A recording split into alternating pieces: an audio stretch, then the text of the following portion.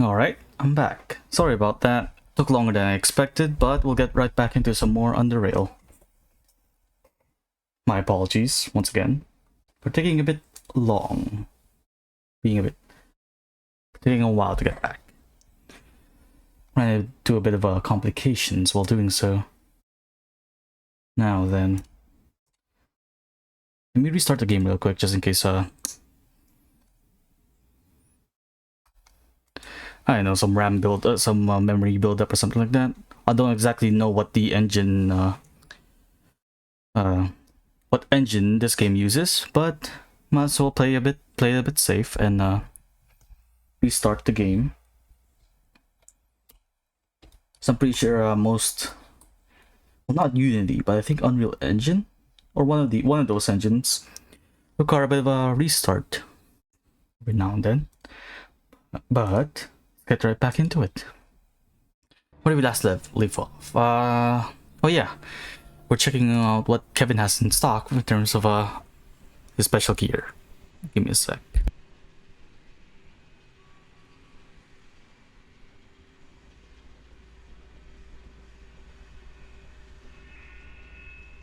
Right. Let's see. Well, a serious buyer should have some serious coin on them. Alright. I'll show you the rest of my inventory. But you know the drill. You keep quiet about this and we're golden, yeah? Alright, check this out. Let's see. Any good minigun parts, LMG parts? A lot of ammo, that's for sure, but we'll come back and buy it off once we get some loot from dealing with Balor. A whole lot of crossbow parts. Not that high of a quality though. Shotgun part. Ooh. I don't think we have any .44 minigun frames yet, so let's pick that up. And I think that's ooh, this one exceeds the 110 quality. That means it can be used for refurbishing. Speaking of which,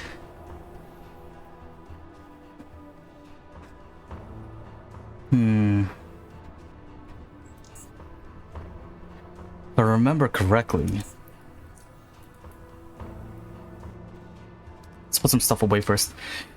If I remember correctly, the technical manual that the guy needs in rail crossing to refurbish heavy weapons is in the DLC, so it'll be a while before we get our hands on that. It's probably faster and a lot more efficient if you just go for the almanac in the Oculus. But well, let's see if we can modify some of our LMGs using this 110 tango frame. But the rift is right here. Another good indicator besides drinking the juice to find it is let me see if it's visible. But there's a bit of a marking on the floor there, some squiggly lines to indicate that yes, if you take the juice, you should be able to notice a rift here. So let's tune to it. Let's go back to dude and let's pick up the other unique LMG and then stop by rail crossing. It's gonna be significantly more expensive, yes, but we'll be fine in terms of funding. Okay, let's put this away. Is there anything else we want to leave behind? This ammo.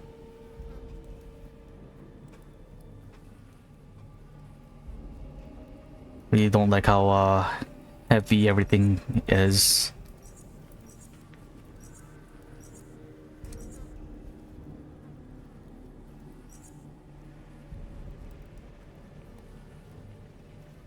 Ugh, sorry about that. I had to sneeze. Let's leave some of this behind. Yeah, I think we're good. Yeah. Metal armor. Metal armor is way too damn heavy. Well, let's pick up the... where is it? The Bruno LMG. Let's see if... I'm not sure if either of these need the tango part. Might need something else though. Let's stop at rail crossing. Get this thing refurbished. We'll probably need some other parts, so we might as well double check with the guy what parts we need. You could also just not use the part we need. Might just need. Could also just not be using the Tango part. You might need a different LMG frame. About all weapons. On this technical manual for contemporary and historical pistols and some machine guns. Good? That's great. Back's memory stick after taking a look at. Not only is this gonna help me play, it's gonna be a riveting read as well. Got this old road machine gun. MG342. He inspects this machine gun in silence, but his progressively brightening expression tells you all you need to know. What a piece. What a piece. Whoever preserved it did an incredible job at it. It was almost like a more recent recreation of proven old world design. After thoroughly inspecting the weapon, he nods and addresses you. I'll do it for 700 Sharons. I also need a high quality ratchet frame for some spare parts. Ooh, 120 for that actually. Add to that 100 round ammo belt and an ergonomic handle. I'll give you one awe-inspiring machine gun. Okay, so we can use the Tango frame on that. How about the Bruno LMG? 400 Sharons. 115. Tango frame. Muzzle brake. Ooh. Is it 110 or 1? Will it meet the 115?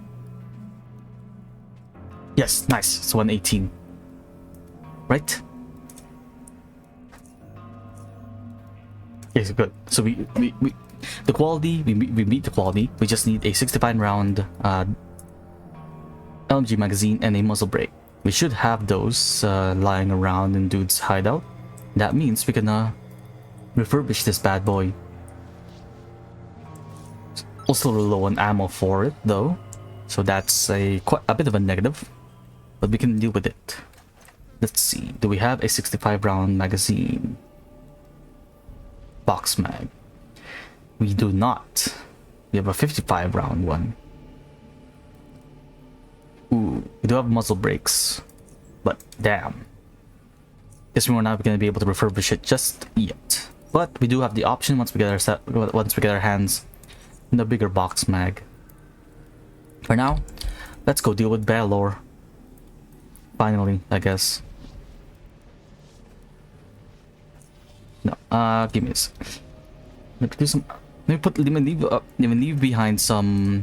Let me split the 9mm ammo in half and start carrying a bit more. 7.62. A 7.62 should be a whole lot lighter than the 0.03 versus the 0.04. It's slightly lighter, but so far so good. Now then,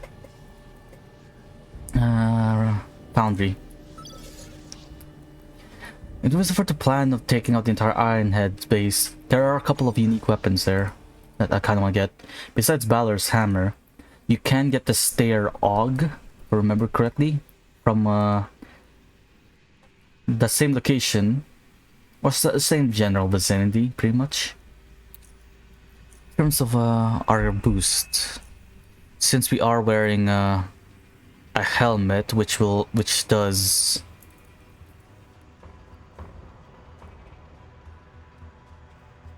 decrease our perception for a bit, we'll eat some mushroom salad, I guess. Also, a bit of a positive, since I didn't notice the lady, the traveling merchant lady, when we dropped by the docks earlier in our playthrough. That means the tattoo artist is present.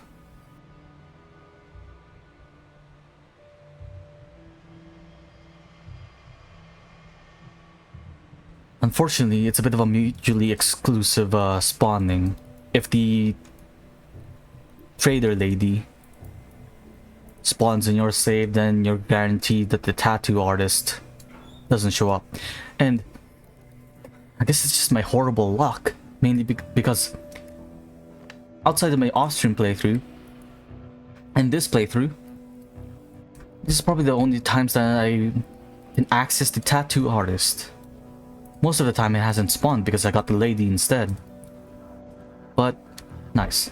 We're making a quick detour over here. So I want to pick up a little key item. Pretty much a working phone. A working mobile phone is still present in the Underrail somehow. And I want to get my hands on it. I want to see what kind of memes are stored in there and see how dated what trending meme was present during the time when everything went to shit and everyone had to go down to start living underground. Yeah, just an Ironhead camp over here, but a pretty small one. Shouldn't be that much of an issue to deal with. Unfortunately, because of the helmet, we don't have any movement points remaining.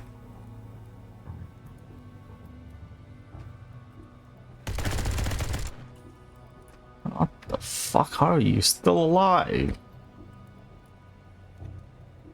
It's gonna heal up, it was just the annoying thing. I don't want to cast this already because I might screw myself over later on. But this dude's surviving in like 1 health, so no. Fuck you. But since I threw the grenade, the rest of the camp's gonna be alerted. Or at the very start will start coming to my direction. Yep, let's see. We have a demolisher who's somehow hurt because it was close enough to the grenade that he got a bit not too close to the AoE. A grenadier command and a smasher. I don't know what it is. I don't know what it is with these guys, but somehow, for some reason, they have more health than the rest of the crew, even though they're only wearing like work jumpsuits. Might as well start suppressing them, slowing their advance pretty much, as the suppressive fire does decrease their AP alongside their movement. This also guarantees that they will start using their health hypos, which is annoying.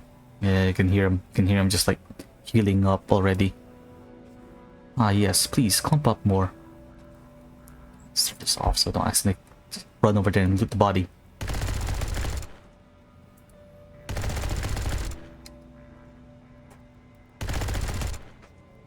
And I'm out of ammo. Well, we're tanking now.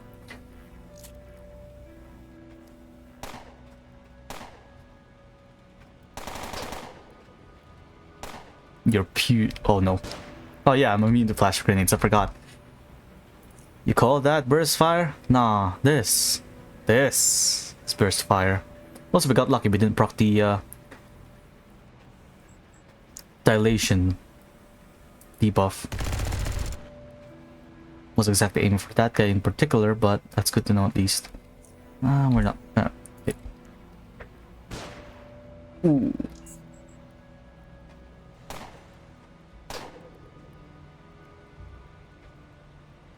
This heavy shotgunner is on his way here. I actually hit him a bit and actually got affected by suppressive fire, surprisingly. No, we cannot reload anything. Let's slow him down, I guess. This thing doesn't have any range. Oh, it does, apparently. Okay, let's... No, I'm pretty sure there's a mine somewhere around here. Stop back here. Let them come to us. Hello. Not enough AP to go after him.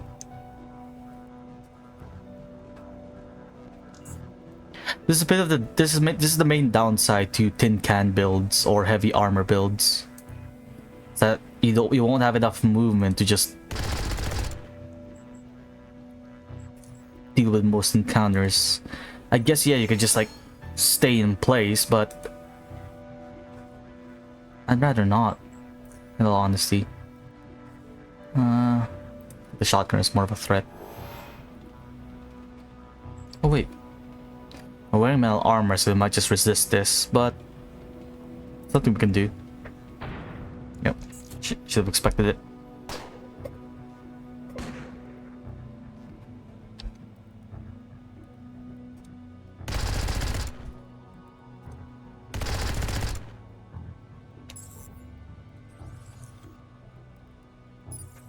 Okay, now I'm somewhat regretting leaving behind the ammo.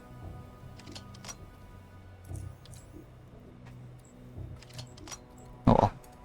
Probably get some here. Yep, decent amount 762. Bladed galvanic tungsten steel. It's actually better than what I have. Has an extremely higher what's it called? Armor penalty, however. Let's see. Let's grab some of these so we can repair it. Hello there, Jake. Thanks for dropping by on the stream. Not exactly familiar as to who Jinro is, but just purely LMG with a bit of a temporal manipulation on the side. Make sure I actually have enough. Yeah, I managed to pick it up, and I'm gonna be using it for a while since I'm running low on ammo on the other unique LMG.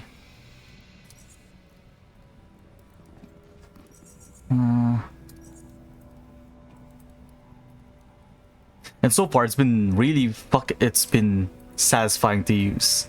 Even though, in all honesty, I'm probably just burning.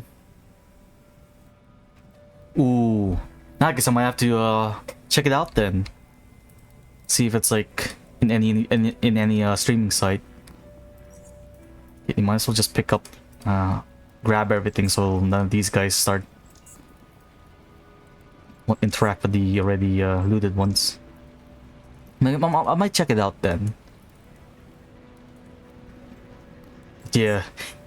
As nice as the MG42 is, I feel like I'm just pissing money in the wind. Because the amount of ammo that this thing uses is makes me cry a bit on the inside. But that's what I get for choosing an LMG build or a heavy weapons build. I should have expected it, in all honesty. Right, let's scrap the rest.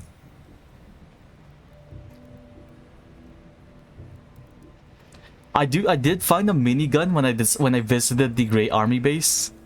I just don't have enough ammo for it, which is sad.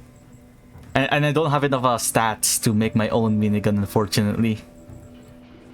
Soon, once I level up, which is pretty soon, I'll put enough points to make my own. What was I doing? Oh yeah, recycling. I could grab it, I guess, and see how it work, how good it is. It's actually pretty expensive for a melee weapon.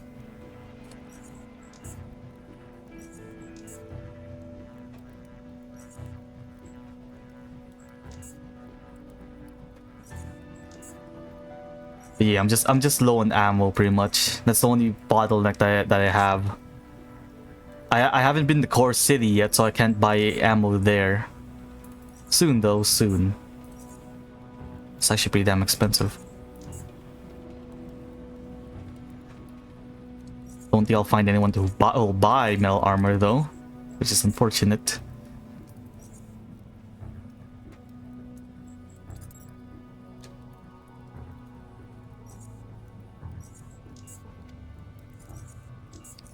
Let's see. With everything so far, I guess. Yep. Okay.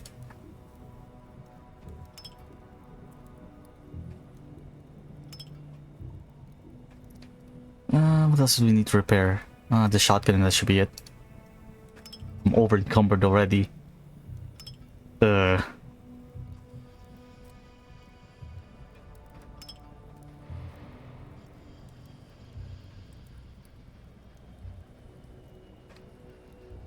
Yeah, I have an off-stream pistol playthrough, and yeah, getting your hands on .44 is just too painful. Especially if you want to keep using the revolver from the mutant from Depot A. I may or may not have took it from him, let's say. Took a while, took a little bit of a teasing, but I managed to get the gun.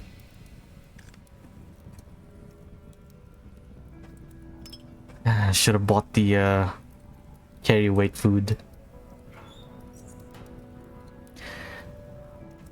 We'll drop the extra loot outside of Foundry, then we'll go after Balor. But where's that? Yes, there it is. The bloody mobile computer. It's a mobile computer covered in dried blood. The model name reads MBF-440s. But the brand itself is not familiar to you. Perhaps it was manufactured in North Underrail. Also, another one. Another technical manual. And now we can get more information about Freak.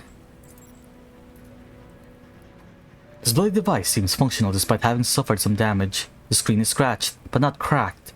And the left side of the mobile computer's body has been dented in such a manner as to suggest that it was grazed by a passing bullet.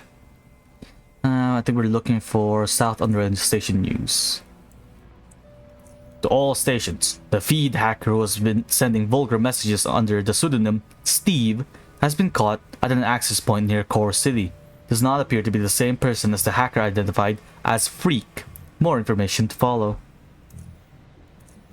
The rail crossing. Several groups of heavily armed ironheads have been spotted moving from Foundry toward rail crossing. Be on the lookout.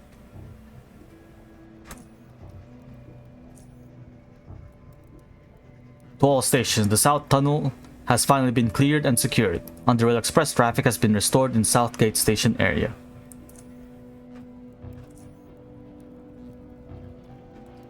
To all stations, the faces have been spotted in multiple locations throughout South Underrail. They are using large tunneling machines to transport troops, and all reports suggest that they are heavily armed and large in numbers. They have already shown hostility towards Core City and rail crossing.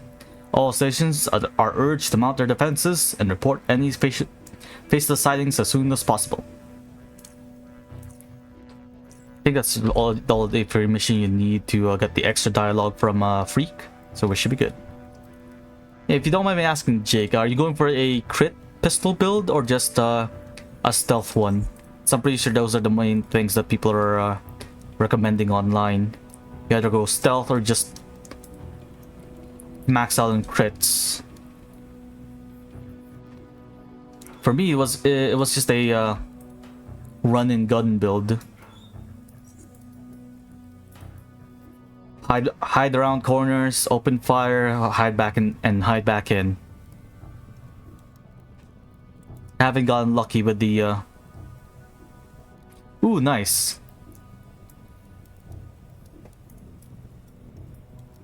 Yeah. As sad as it is, I've only beaten the base game with one character, and it's with an SMG one. The rest, I either finished the expedition, or they're in the middle of the expedition or just before Deep Caverns.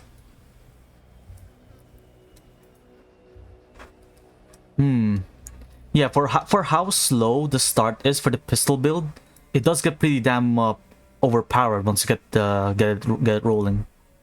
And I haven't tried SMG heavy armor yet. I have SMG light armor. Like if you, I can give you a quick sneak peek as to that build, I guess. Is what it's like. Where is the cloaker? This is the build I went with for that character.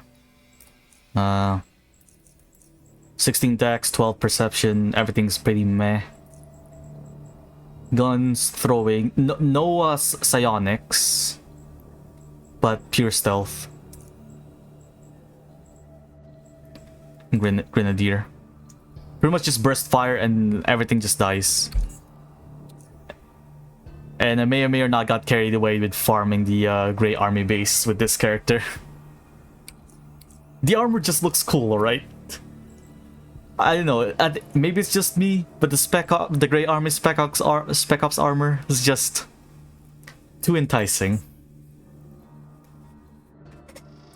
But no, the plan for this character, he'll be wearing metal armor up until we get to the Expedition DLC, and then I'll swap over to Infused Seaworm. So that's pretty decent, I think. You know what? Yeah. I just want to try out something new. I have a couple of heavy armor builds, specifically like a sledgehammer and an assault rifle build, but that's before heavy duty came out. But yeah, I have a whole bunch of characters with different builds. You know, let's leave everything here. We'll pick it up on the way back. It's not like we're gonna get over encumbered while carrying Balor's hammer or anything. No, it's not like Balor's hammer requires like a strength of 20 to use it. That's preposterous. Yeah, I get what you mean, because like most of the builds I get to a certain point and I feel like, you know what, I should try a new build because I'm kind of getting bored with this one. It happens all the time.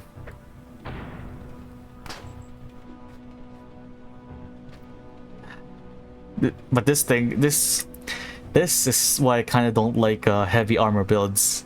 I have 0 movement.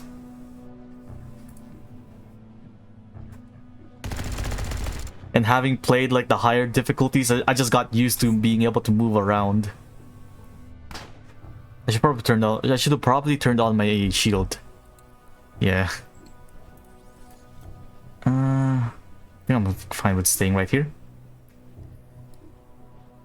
Yeah, that's what I figured most of the time. It's just screw constitution, screw heavy armor. Mobility is key. But sometimes Daka is the best defense. Why do you need to defend when everything's already dead?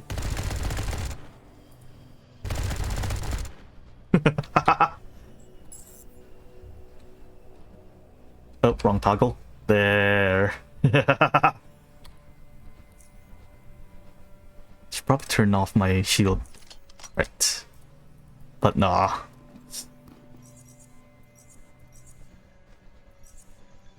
The ammo usage though still hurts me a bit. I'll get used to it, I guess, eventually. But I cry a bit whenever I see the ammo counter go below 100. Yeah. It's only recently that I decided to like not put any points into persuasion. Because when I think about it, it's not that needed compared to what's it called? Mercantile?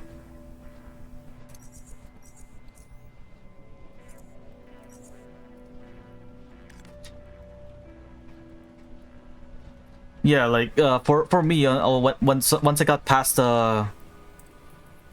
Depot A, I had the thumper and as a secondary whenever there are groups of enemies. Yeah, I noticed that. It's kind of annoying that you can't convince the faceless in Buzzer's shop to leave. But then again, you have like 2 freebies if you want to still side with the faceless in Deep Caverns. You just gotta rescue the guy in Core City and tell the ones in Foundry to fuck off and not kill them.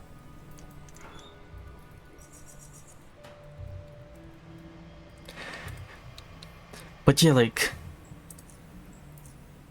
I guess I should, yeah, maybe pistol would be fine because of the synergy. Yeah, I've tried out both. Like my off-stream playthrough, this one right here, Gunslinger. This guy's an oddity, and the amount of exploring I had to do and just farming certain animals just to get their like oddity parts took way longer than I would care to admit. I had to find out where pigs spawn before South Underrail, or before like before Foundry, and that was annoying. Hello, housekeeping.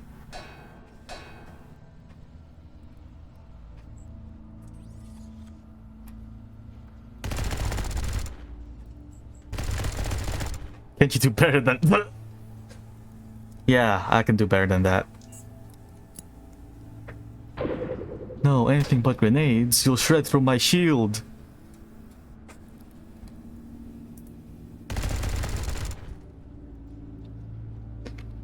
Kind of like the dialogues. Oh, hey, you missed. Just before the rest of the burst fire comes crashing down on them.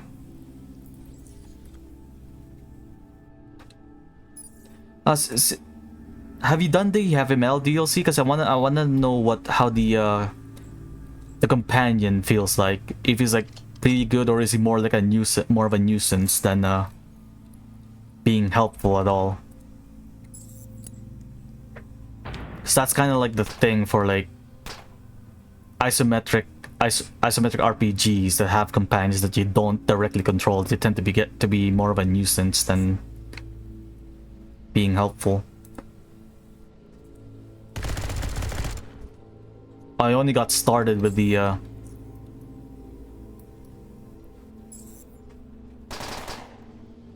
heavy duty with my SMG, but I never gotten that far. Nice, level up. Let's reload. Now, no. No skill up yet. Let's see. Heavy guns. Don't think we need. Well, I guess we'll find out together then, I guess. Well, no, it's gonna be a while before I get there. I heard it's like endgame-ish, or at the very least before Expedition, before Chort. Hello T12, thanks for dropping by in the stream. Hope you guys been doing good so far, or at the very least fairly decent. I think we're good. I don't need to put any more points in hacking as I'm getting the Hux key. I think we're good in Mercantile. 20 points in the biology. I need to make the toxic grenades to get ready for the beast. Now, new feat. Juggernaut maybe? Ooh, but heavy metal.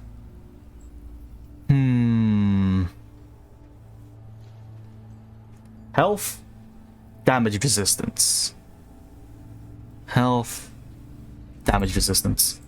And let's put more points to temporal acceleration. Who needs adrenaline when you can just think that you yourself are faster than most people?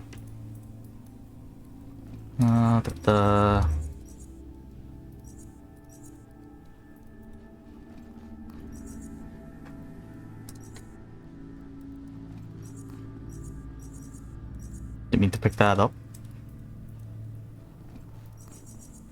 I think Valor shouldn't be too much of a problem with this build. I just need to set up a couple of traps, I think, and we should be good.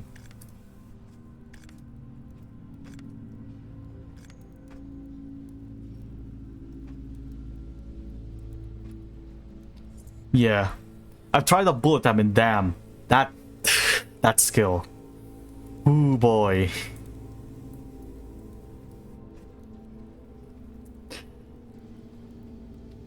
Yeah, pretty much, and especially if when you notice that you manage to do like an extraordinarily high amount of damage from a crit.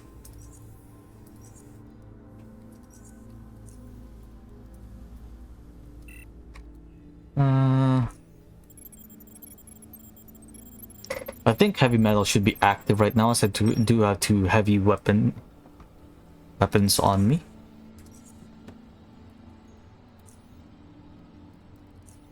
But yeah, I haven't gotten far yet with my off-stream pistol build. It's just slightly ahead from this guy. I think there should still be one more guy, or no, I already got attracted. Okay, we're good. Foundry plans, more batteries, nice.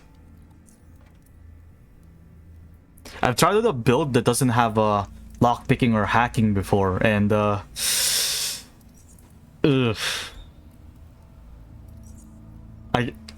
It was painful seeing things I can't open, especially when I know there's something really nice on the other side.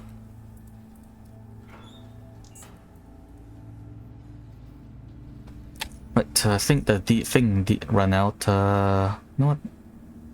No. Even with the boosted to detection, it doesn't. Yeah, pretty much. Is it worth clearing out this area? I don't think there's any reason for me to clear out this zone. I think I'm fine with leaving it alone. Well, it's connected to where the stair AUG is. I'll clear it on the way out.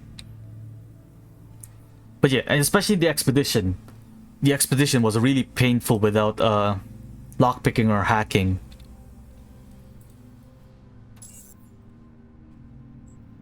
There's many a door that would have been fine, but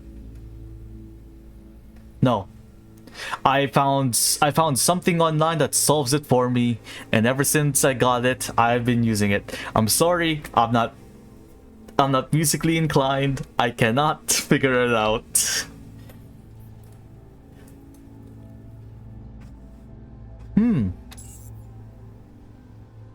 I didn't realize you can use cheat engine for that.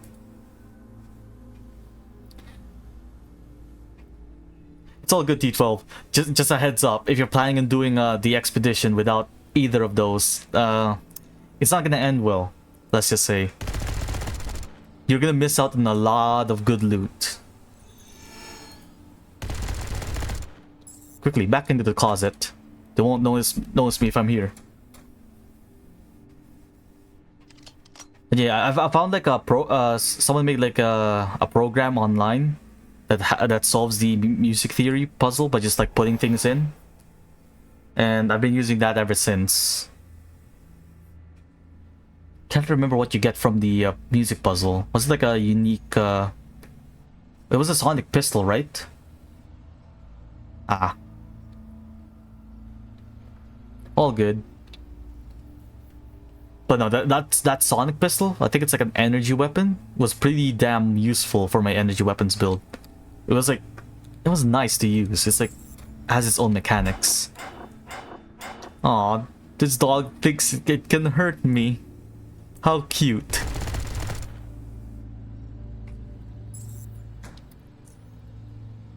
Ugh, just imagine being that dog and trying to bite something made of metal. Ugh.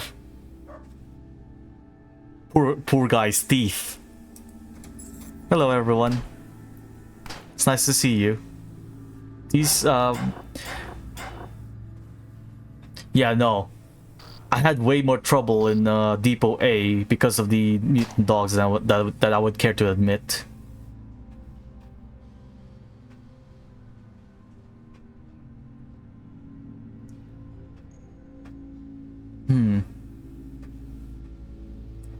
Oh, I didn't realize you can teleport with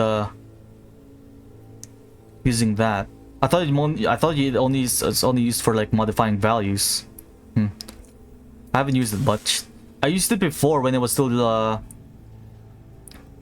working, just to speed up like vendor restocks, because I can't be bothered waiting outside a vendor just waiting for them to get their gear back.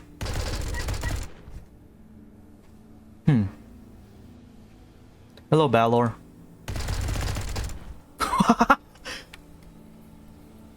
I wasn't expecting to clear out the entire room. Damn. Hello? Is anyone still alive?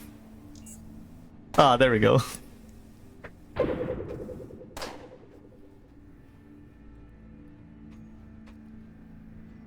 Goodbye. I think... No, that's not everyone yet.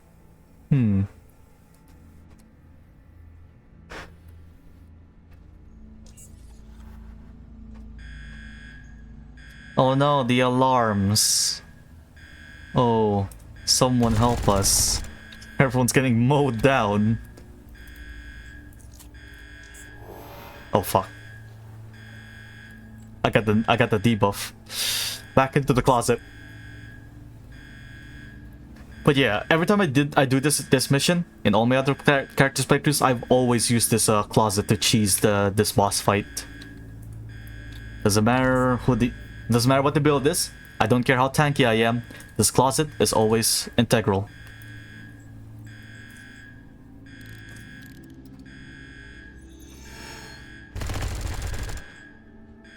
Oh. Yeah. If only quick pockets also decreases the action point cost on interacting with like global objects and not just your inventory.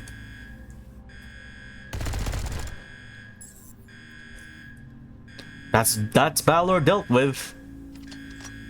Now, should I go get the stair og while I'm here? Oh wait, there's still a dude. Now there isn't. Now, should I get the unique weapon while I'm here? The MG42. Let's see. Per burst, it shoots 14 bullets. And you can shoot it twice per turn because it has a base action point cost of 25. And let's see, 28 times 14. No, I've just been using standard rounds. Who needs AP when you have like a hail of bullets to like chip armor? Who needs to penetrate armor when you can shred it? Well, but do keep in mind, this is only in normal mode. It's gonna be a lot more annoying and harder and dominating when you don't have access to ammo as frequently. So yeah, it costs 392. Oh, it's not. That's not in Sharons yet. I have to. So around like 10 Sharons per turn, if I decide to shoot twice.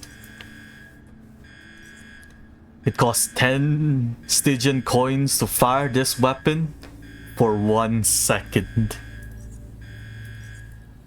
But no, once I get my minigun, I'll change the stream title to include the rest of the Meet the Heavy lines.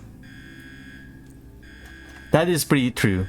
That's what kind of saved my sniper rifle build. Still haven't gotten stasis yet, unfortunately. That's the plan. I might just pick up a crafting part, the minigun part that uses 0.44. I just need the mechanics and electronics to be able to use it. The drinking horn. Probably only used ceremoniously, since you cannot just place it on the table and expect it not to spill. Red cybernetic eye. This cybernetic eye belong to Balor, leader of the Ironheads. Yeah. And the fact that it actually needs like 6 firearm barrels. Nice. Is that actually better? Nah.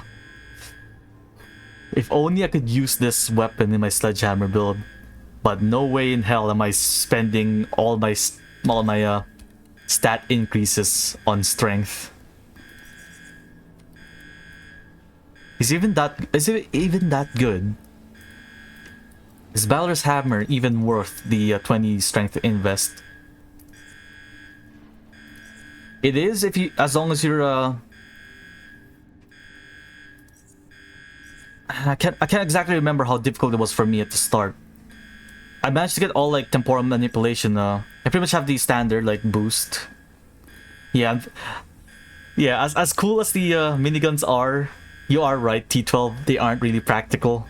But it's just nice to hear the sound of being able to shred through everything.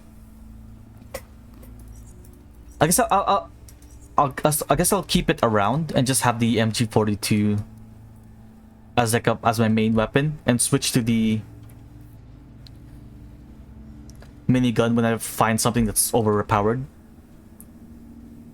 I would also like to know T12. I haven't tried it on my sledgehammer build. Like, I heard it's pretty useful because of the damage increase, like the 10% for every point above 8. Because it needs 20 strength. And also like, ignores mechanical damage threshold. Huh. That'd actually be pretty useful. From what I remember, you do get like a sort of a power armor of some kind from the heavy duty DLC, like when I was looking at the trailer. Yeah, I've had the same experience Jake. I either have to get points into psionics to make melee builds viable, or at the very least throwing. Let me see. Let me quickly take a peek at my sledgehammer build. Because I can't remember what I did with it. Sledge. Let's see. Oh, forgot. Even though I had heavy armor, I got enough points in agility to get sprint. And that's how I was able to catch up with enemies. Just sprint towards them. Oh god, I didn't even put throwing in this build? How did I do this? How did I get this far?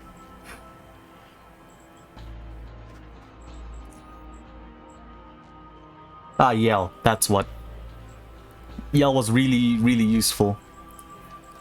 And for some reason, here's the funny part. If you put like blades on your sledgehammer, for some reason it works with vile weaponry. Vile weaponry, taste for blood, all the bleed builds somehow works. Yeah, because of it.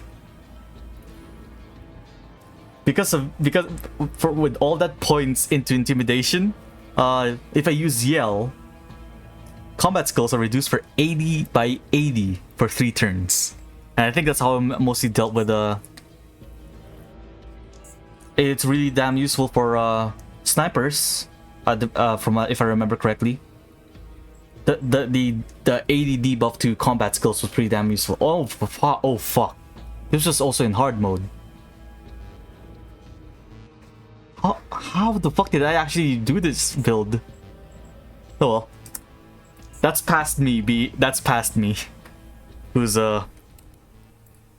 apparently good enough in the game to do a heavy armor sledgehammer build without throwing or psionics somehow.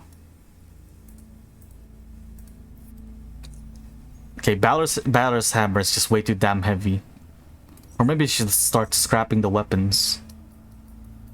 Should probably start scrapping the weapons.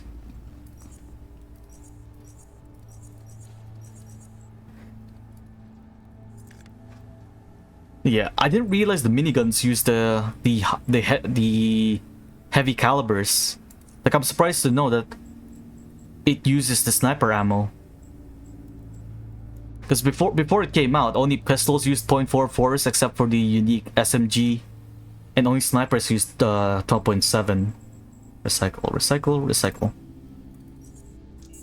So it's nice to know that the devs added a new weapon type that uses those calibers outside of those ones. That's expensive enough. If you're below, no, I'm not playing hard mode. You're not. If you're not below 10k, you're being scrapped.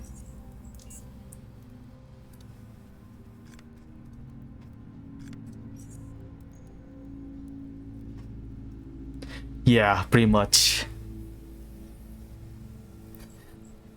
From what I've read from the different feats, I think the mechanics for miniguns are a lot different from LMGs. You don't just point and shoot. I think you actually do rev up the gun, and you start with like with a low burst, and eventually just ramps up to being like 15 shots per turn.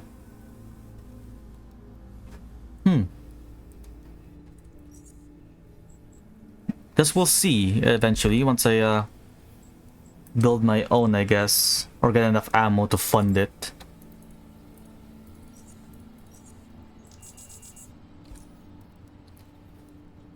Cause yeah, I've whenever I'm doing like shopping trips, I've just been buying as much .44s and 12.8s whenever I pass by, so I know it's gonna be useful for the minigun eventually.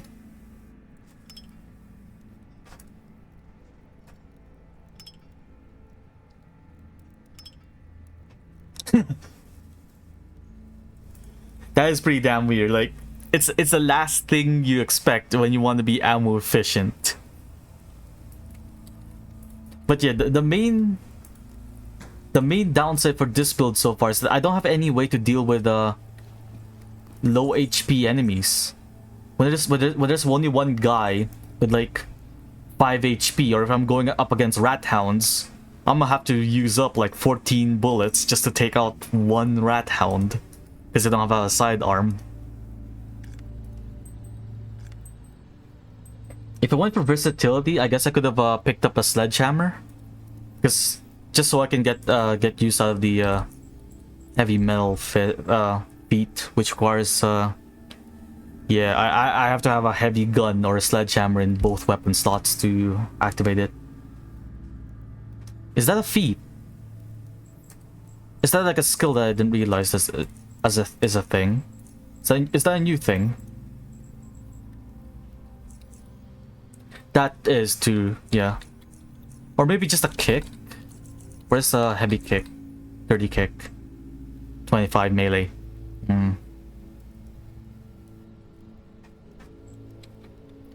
Yeah. I'm thinking maybe I should pick up the versatility feat. I'm not sure. True.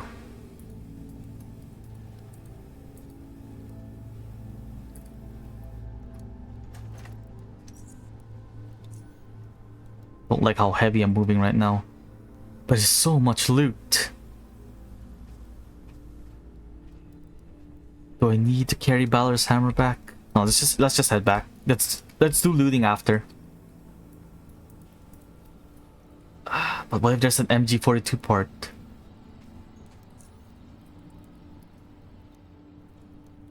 Because of the new DLC, I'm not sure what's where anymore. Who knows? Maybe the heavy weapons technical manual is somewhere in this location. I don't know. I haven't played this part yet. I ignored this part in my Oddity playthrough because I only need the drinking horn from Balor, and otherwise there's nothing else worth picking up here. I'm not getting any XP from fights, so why should I clear out this place? That's pretty much the sentiment for Oddity playthroughs. Do I clear out this place in hopes of getting 1 or 2 extra oddities? Or should I just ignore it? I feel like that's what's gonna happen when I eventually go to the deep caverns.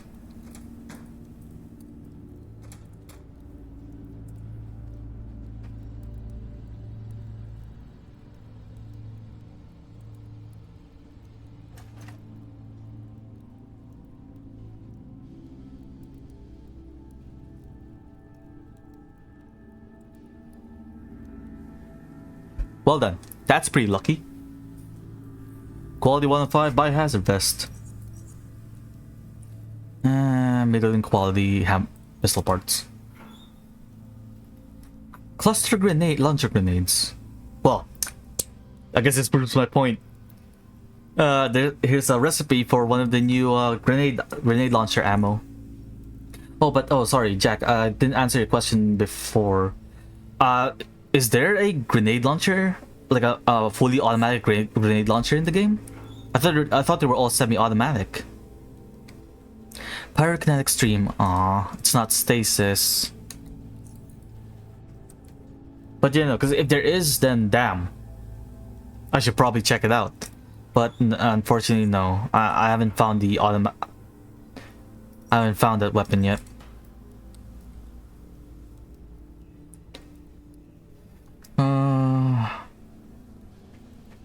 No, I feel like it's way too painful to go after the AUG right now.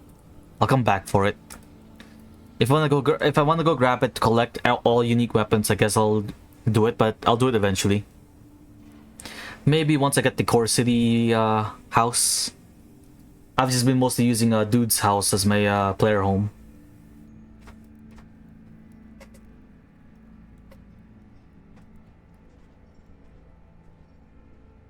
Now it's time for the slow walk back to Foundry.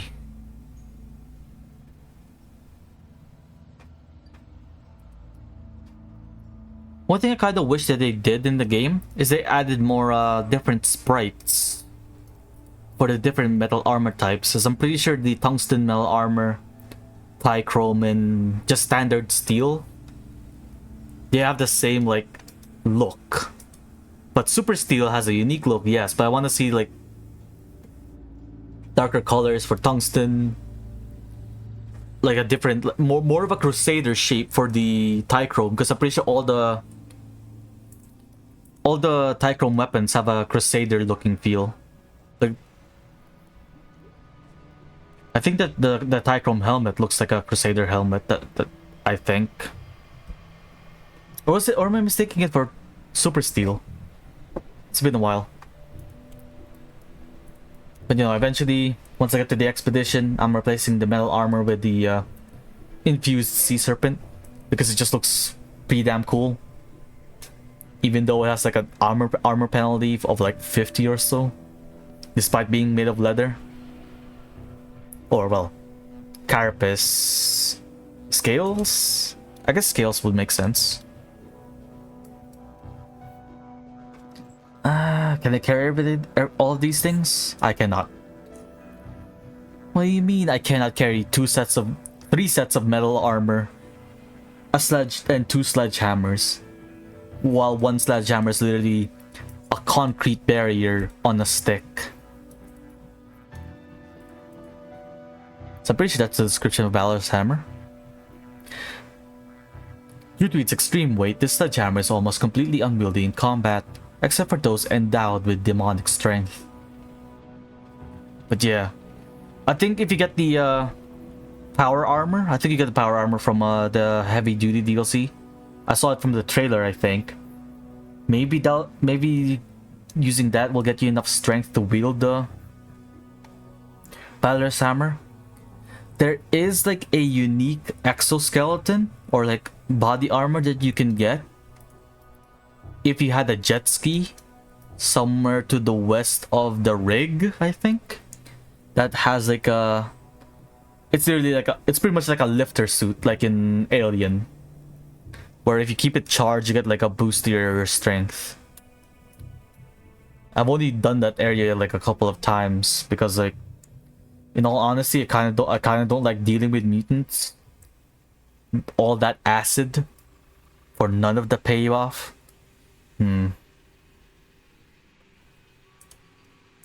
Should probably make a new LMG. No. Kevin, I have wares to sell. Need something? Yes, can you buy all of this shit? Can you buy the shotgun, the sledgehammer, pistols, lots and lots of pistols. Yes, you can. .44s, 12.8s. Pretty much all the ammo that I can use for heavy weapons. Give me all the ammo. All of it. Yum yum yum. Any high quality parts? You do not, unfortunately. Nope. Is there anything else you can buy? You can buy the helmet. 2 firearms. I don't have anything that's expensive. Oh, this one's expensive.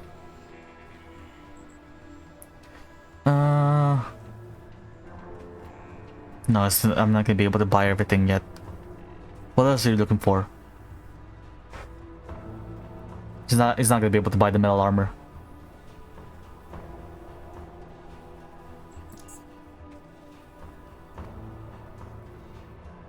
Keep the change, I'll be back with more heavy armor. Just gotta crawl my way to dude's teleporter. I know my guy's walking completely fine, but I just imagine him just like crawling on the ground, pulling himself ever closer to his destination. Because who can stand up when you're carrying all of these?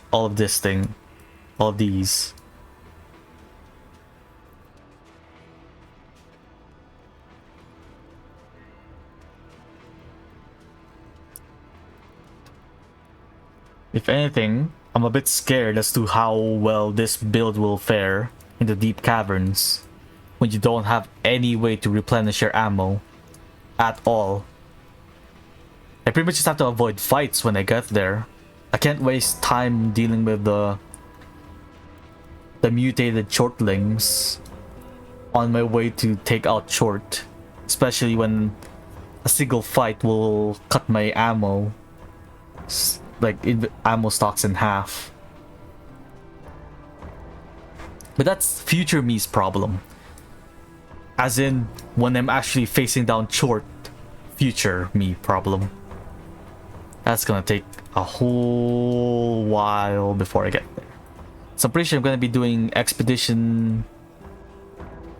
Should I do the heavy duty DLC first, or should I do expedition first? I wonder.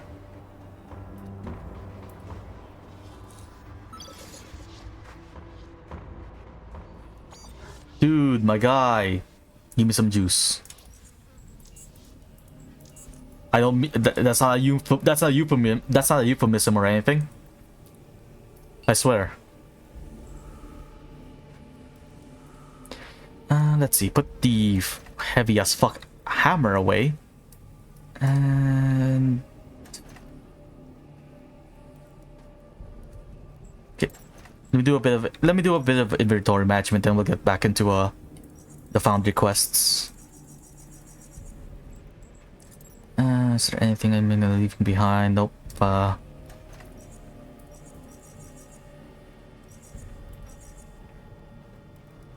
That's good. Crafting here.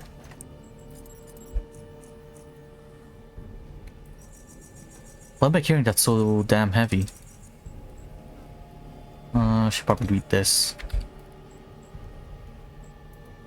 Oh, what? Oh well. Let's see.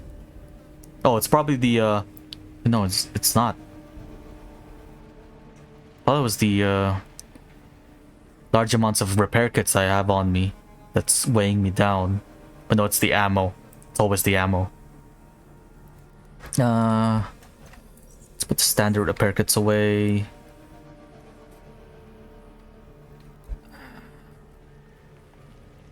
I don't need to top up on Psi mid-combat, so I think I can leave these behind. I don't need standard hypos anymore. I think we're good. Yep.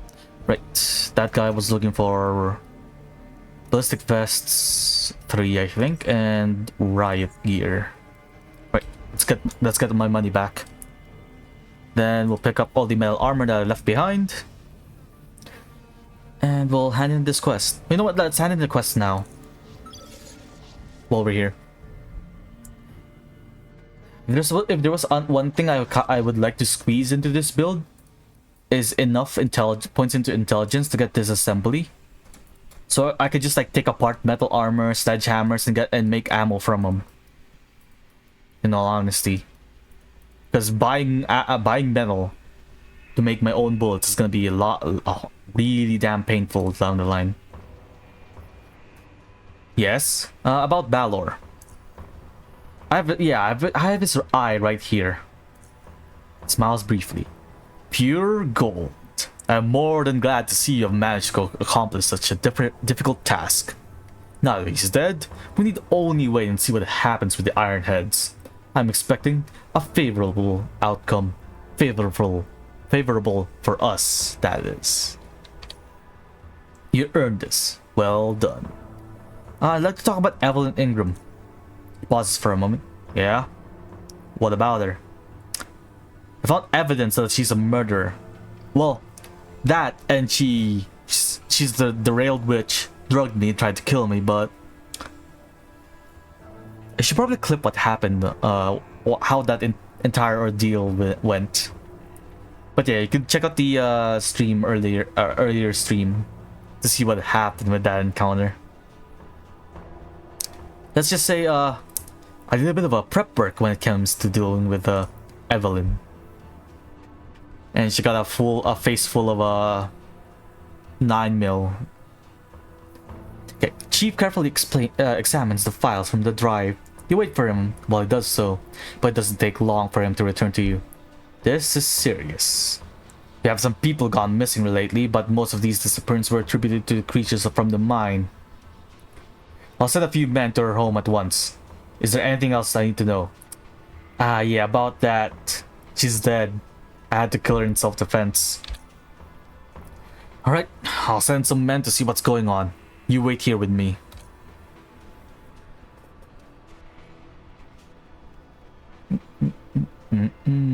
Unbelievable. A hidden bunker full of corpses. I can't believe Evelyn, out of all people, was capable of committing such monstrous murders. You're lucky to have managed to save your hide there. The men have found her corpse and are still on the scene of the crime. You're free to go. You acted in self-defense. Yes, self-defense. I totally did not sneak into her bunker first, read and find out that she was actually a murderer, and decide to get myself drugged and kidnapped. Yes, totally. Self-defense. I saved her lives by exposing her for that, and here's a small reward. I need to go, see you, dude. Miles, so far you've proven to me you're a man I can trust, and because of that, I have a small job for you. The Foundry Guard patrolmen have spotted a group of faceless just west of Foundry who like to go on a reconnaissance mission for us. We've been observing them for some time now, but their intentions are not yet clear to us. I just want you to try and find out what they're up to. Nothing else. Your reward will be a 100 Sharons if you accomplish the job. Understood? I'm on my way. Right, now then let's drop by Kevin. Hopefully his, oops. Sorry. Got my binds were stuck to my,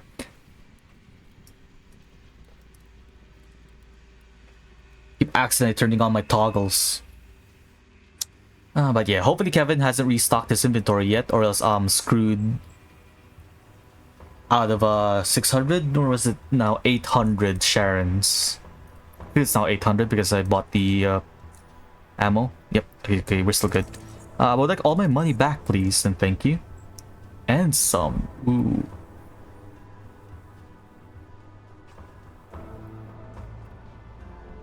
Anything I need? Do I need anything at all? This JP ammo? It's gonna be useful for the expedition, especially dealing with the most of the humanoid enemies there. Not planning on making right here or shotguns. What do I buy?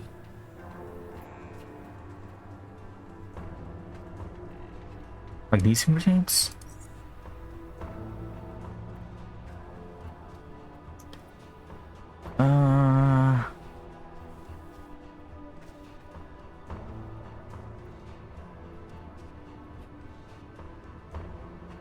Yeah, great. Flash grenades, Mark III grenades, and that's good enough. Right, put this here. Let's go grab the metal armor and talk to the faceless, as they should be on the way.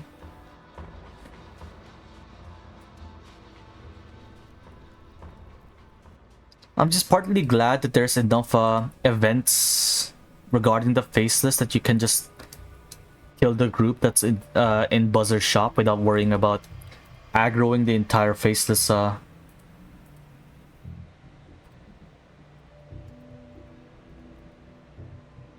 without aggroing all of the faceless when you get to deep caverns. Because I'm pretty sure they give you free healthcare while there, I think. It's been a while since I actually been to the deep cavern, so I can't remember.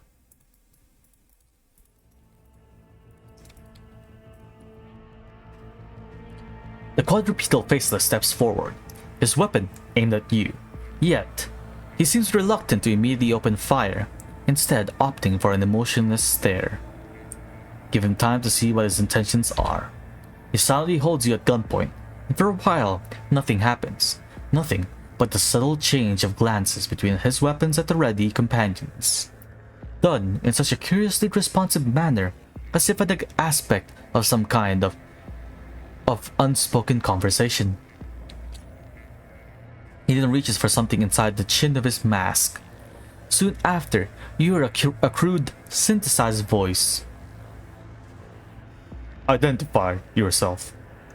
I am Miles of Southgate Station. What is your business here? The leaders of Foundry want to know why you're here. He pauses briefly, as if unsure how to proceed, Something of value has been stolen from us. We believe it might have found its way to their community. If you help us locate the missing item, we will be on our way. If it's the cube you're looking for, I can tell you right now that this item is in possession of a man called Cornell. He's the leader of the Acid Hunters gang, which usually hangs out in Core City. At this point, it's highly unlikely that the item is anywhere near Foundry. He answers after an uncomfortably long pause.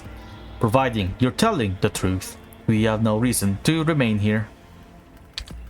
Take this as a sign of our appreciation for your assistance in this matter. He hands you what looks to be a high-quality power core. What will you do now? The matter is simple. We will retrieve this item. Those who would stop us from doing so will be dealt with. Our business here is done. I'm pretty sure you could just run ahead and take them out, but I'd rather not make my entire deep cavern strip a lot harder than it needs to be. Let's hop across to the other side of the railings and pick up the metal armor that we left behind. Right here. Hopefully it's not too heavy. It is pretty damn heavy. It's worth the 20k. Oh no, not even 20k, it's 30k. Are lugging these things around worth the 30k? Yes. Yes, it does. This thing's actually better than what I'm wearing right now.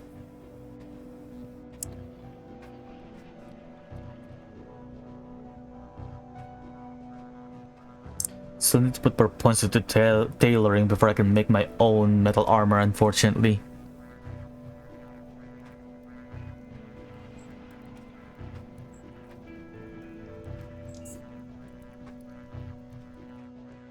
Well, we'll still have the effects of this site. We'll go back to Dude's home again, sorry, and put the metal armor away.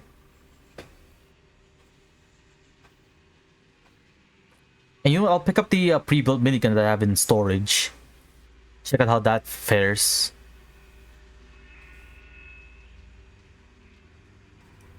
See what the new mechanics is like. It has a different like flavor when it comes to the where is it? Mag dump. Increase the amount of extra rounds you get for each wind-up stack when burst firing with the minigun. So we'll check it out. Also, I'm pretty sure I can get the unique minigun as soon as possible. I just need to get to the upper rail if I...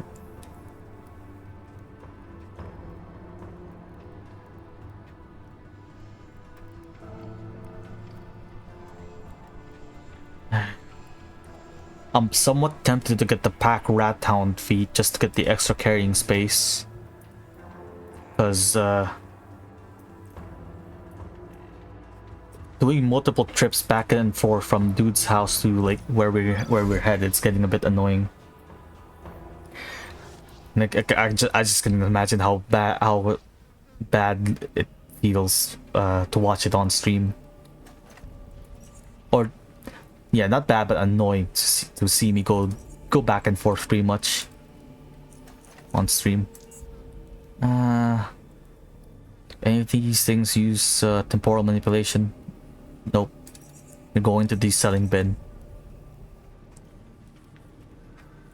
Okay, what am I carrying that's so damn heavy now? Probably the multitude of grenades. Let's put the low quality grenades back. Start using Mark 3s. I'm gonna be dealing with the beast soon, so might as well do I have enough do not have enough thin grenade cases. Can I make some? I can. Just need some metal. You. And I need toxic sludge. Should probably go back and grab the toxic sludge from the relevant areas. Yeah, I'll do that in a bit. Star mixture. So plates. Gas grenades. Gas grenades. I don't know how to make gas grenades. Hold on a bit. I need to make a quick trip to SGS. I think Quentin sells the blueprint for him. If not, might be Pascal. Hello, Quentin. I need to buy gas grenade. Let's make ourselves. I need to actually read it. Toxic gas bombs. It's gonna be useful for the Bladeling Gauntlet. Actually, I make some more. Be nice. Yeah, no, I'll just pick up the toxic barrels that I missed off stream. Back to the cave home. Let's see. Ease away. Pre-built minigun LMG. It was nice using you, but it's time to test out actual heavy weapons. Let me grab the rest of these. Okay, pretty sure it uses 12.7. Where are you? They put it here. Yes, ergonomic 12.7mm LG 50 round Predator. This is a 12.7mm caliber Predator type minigun. It's got a long game autonomous electric motor that rotates the barrels. Special ergonomic handle improves weapon control, especially when shooting on the move. Now then, let's see how this thing fares out. In 457, it can load up to 50 per round.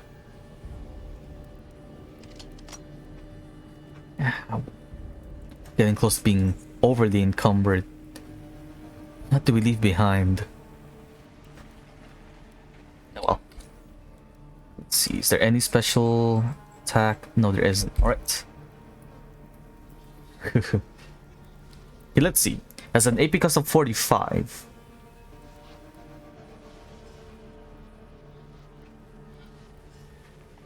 And a turn is an equivalent to 1 second, I believe. I think. How long is a turn in this game? Just kinda wanna do the rest of the... wanna do the meme accurately.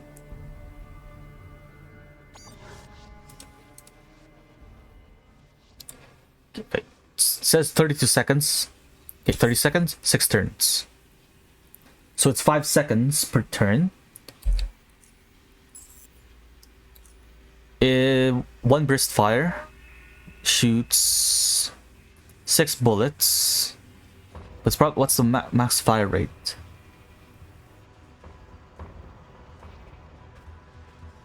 Well, for 5 seconds, this thing will shoot burst fire 6, 80 times 6 divided by 30, because that's what each Sharon is worth. It's 16. So it costs 16 Sharons to fire this weapon for 5 seconds. And I think the line in Meet the Heavy is 12 seconds. Let's round it up to 15 instead. It's not actually that expensive now I think about it. It's 48 Sharons to fire this weapon for 15 seconds. I guess it's just a matter of like finding the right vendor to sell the ammo. Oh well. Doesn't fit the meme right if it's not an extraordinarily large amount of ammo. I mean, of cash. Yes, I talked to the Faceless. You talked to them. What did you find out? They're looking for some kind of item. Something that means a lot to them, but it turns out that this item was in a foundry. After talking to them about it, they got into their tunneler and left. Interesting. We'll still need to stay alert as it could be some kind of ruse, but the fact that they weren't hostile to you is not a bad indicator by all means. You did well. Here's your reward. Hands you 100 Stygian coins. What do you know about the mine creatures? Okay. Need to go now. But now I'm pretty sure we can ask the mayor about what to do with the... how to help with the mine problem. What is it now? I heard you have problems with some mine creatures. Is there anything I can do to help? Yes. Chief told me you are someone who can be trusted. As far as I understood, you were of great assistance in some important matters. Well and good. If you are really so keen on helping us, Miles, then why not give you a chance? You do have energy. Alright, as you know, unless you've been living in the most remote cave unknown to humanity, Foundry is the largest exporter of iron in Lower Underrail. What's even better is that our mine is rich, not just with iron, but aluminum, titanium, and as of recently, chromium. We discovered large amounts of it several months ago, in the form of chromite ore. Needless to say, as soon as we discovered it, our miners began following the chromite veins. And so, a few weeks ago, they mined into a new cavern, and encountered the very creatures you mentioned. What they saw there was unlike everything we've ever seen, or even heard of. These beings had shells made of rock, with metallic blades protruding from their backs. Yes, you heard me right.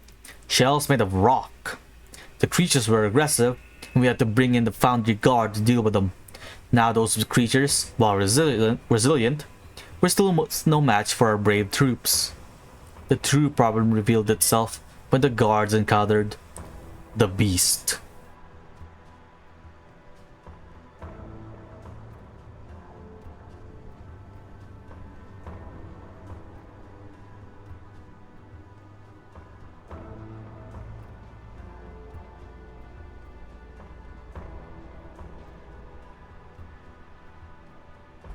The beast?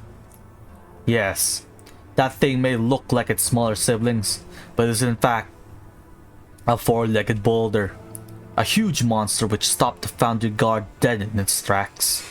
Meanwhile, it is unstoppable, and the guardsmen tried nearly everything. Shot at it, burned it, threw grenades at it, nothing. It's hard rock.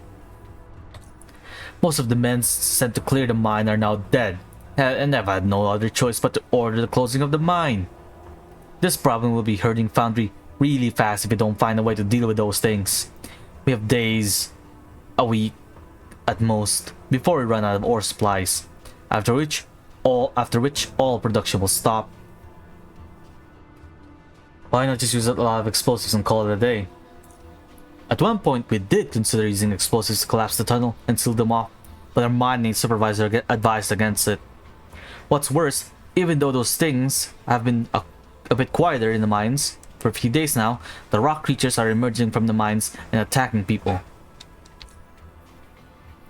Although some of the deaths we thought were caused by the rock creatures were actually murders you helped Chief Banner solve, all entrances to the mines are heavily guarded, so we are baffled to have learned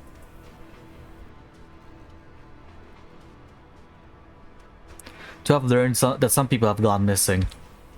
Mind if I interrupt you for a second, sir? Not at all, Chief, not at all. I was almost done anyway, go ahead. As you see, young man, this is a problem which could, if left unsolved, mean the end of Foundry. The mine does not only feed the mouths of these people here, but also secures their protection. Do you think the Foundry Guard operates solely in goodwill? If you really want to help us, my suggestion is that you first speak with the only survivor from the unit that was tasked with clearing the mine. He knows more about these creatures than any of us. His name is Saban Mulov, and you can find him at the mine entrance with the other guards. That is just to the east of the millworks. Got it. Is that all? Nearly. We also want to speak to Marcus Banti. He's our mine supervisor. We'll also find him at the mine entrance. They advised us against collapsing the part of the mine with explosives, but talk to him again. Perhaps you could work out some solution to the problem. I believe we've gone through everything. I'm on the job. Well and good. Go now and report to us once you have something. Right. Before I do that, I ran out of the juice.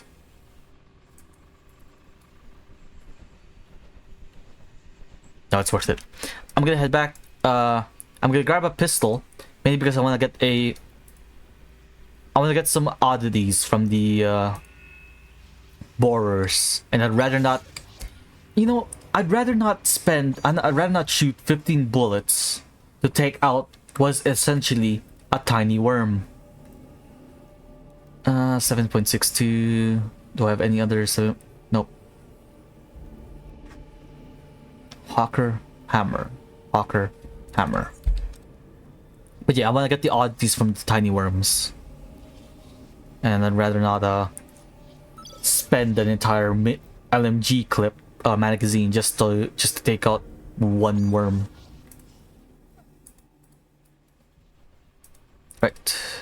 But before we deal with the mine problem, I'm gonna take a quick break. Or not a quick break per se, but I'm gonna go grab something to eat.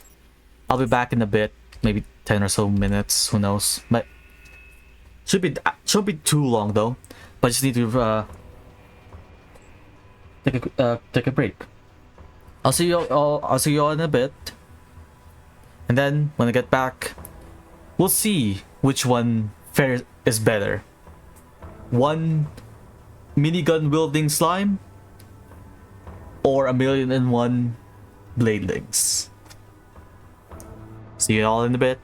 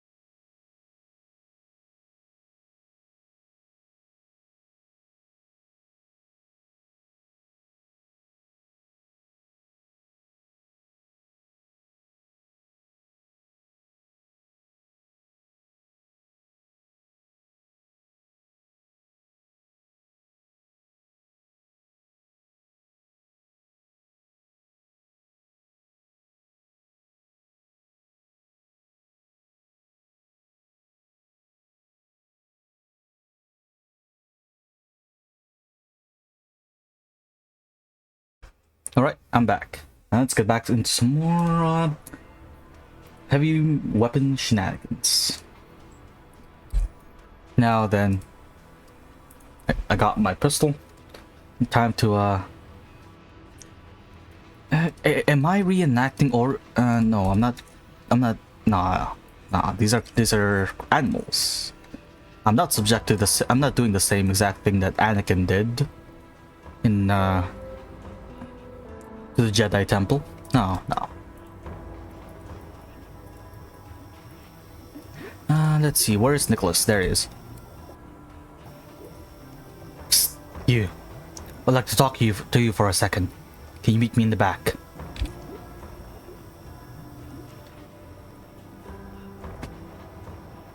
Listen, I'll be brief. You told me you could take care of my problem for me. Is that true? That is true. You told me about your problem. Yes. That's correct. I'm not a violent man.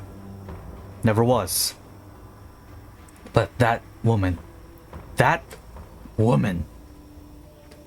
I got a plan. I want you to listen to me carefully. There's a certain way you must kill her, or else the deal's off, and you won't get any money. How much money are we talking about here? 700 Stygian coins. Only if you can make it look like it's a work-related accident. Otherwise, you get nothing. You lose. Good day, sir. 700 isn't good enough. 8, on the other hand, will give me less incentive to report you. Alright. 800 it is. We have a deal. Just do the damn job and relieve me of this misery. 100 Sharons more is worth it. Where can I find her? She works as a chemist near the explosive warehouse. In fact, she's the one who mixes up the D&T miners use. The warehouse is near the mine entrance. Can't miss it. I'll do want her to die. You have to make her death look like a work-related accident. Exactly how you do it is your choice, but you have to make sure no one can suspect she was murdered. No poisons, no weapons, or anything, you get it? Remember, work-related accident, or else you get nothing. There's something you're not telling me.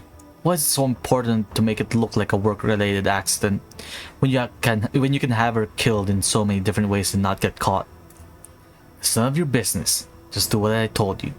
If you have a high enough intimidation, which in all honesty the only build that I actually put points into intimidation was the sledgehammer one, you can actually find out that Nicholas is planning on cashing out the on her life insurance, I think, if it was a work-related accident. Fine, I won't ask again. It's a deal. Golden. That is all. We won't talk until the job's done. However, her wife pays 50 Sharons more for doing the opposite thing. So, like I said, if this isn't related to Southgate Station, I'm not doing it for the goodness of my heart. I'll do it for the goodness of Southgate Station, but not for anyone else. This guy's looking out for himself, and unfortunately, money talks.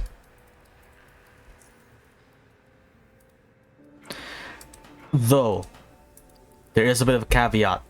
I might actually don't have enough skills to do the oh wait, no, I actually don't. I can't actually fulfill Robert. I can't take out Nikolaus instead. There are two methods you can do. You can take out Nikolaus to make it look a work-related accident. You can mess with the electronics on the console he was working with, or if you're stealthy enough, which I'm a dude wearing metal armor carrying on a minigun, I'm not stealthy. You can try pushing him into the vats of molten metal. So I might actually stick to just taking out the wife instead. Oh, but that 50 Sharons. It's working. There is an alternate way to do this quest, and that is to report on both Nikolaus and what's her face, Olivia. But you don't get any money. I don't think you actually get XP. I think you get oddity XP, but I don't think you get like a numerical XP in classic mode if you report them, I think. The middle-aged woman was just about to take a bite out of a cold piece of canned meat when you approached her. She scans you for a moment, hesitating, but she decides to address you. May I help you? Hi, I'm Miles. I'd like to ask you something. She pauses. Oh, alright. I'm on break anyway. I'm Olivia. What do you need? Now don't be alarmed. I know I just met you, but your husband wants you dead.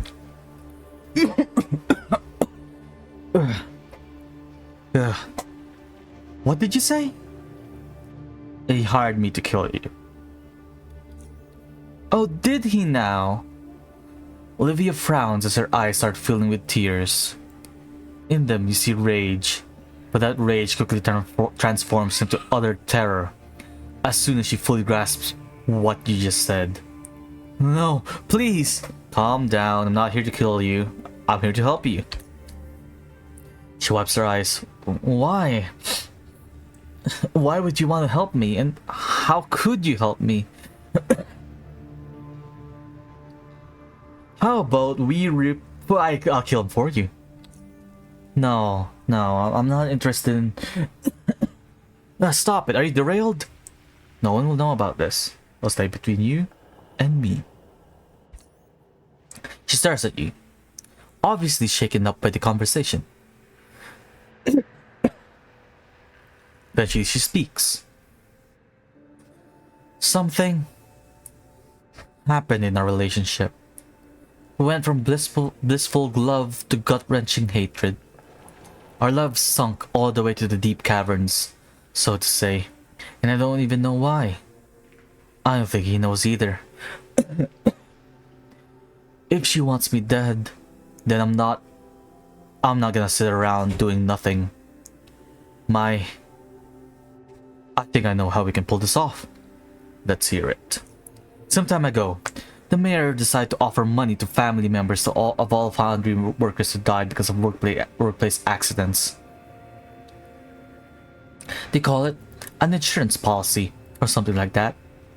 So if you could kill Nicholas, and make it look like it's a work-related accident, I could get the policy money and give you 750 Sharons for your work. Do we have a deal? Your husband offered 800. You're going to have to do better than that. I'll give you 850 then. I'm in no position to barter. It's a deal. Good. See me when it's done. Hopefully I have enough points into electronics to actually rig it. And now that I think about it, I'm gonna need to level up electronics regardless, as I don't want to pay someone to repair the smelter in the back. I'd rather repair it myself. And I think I need 60 or 70 to actually repair the thing. So I'm 40 points off. You assume this console is used to control the furnace, but you have no idea how to operate it.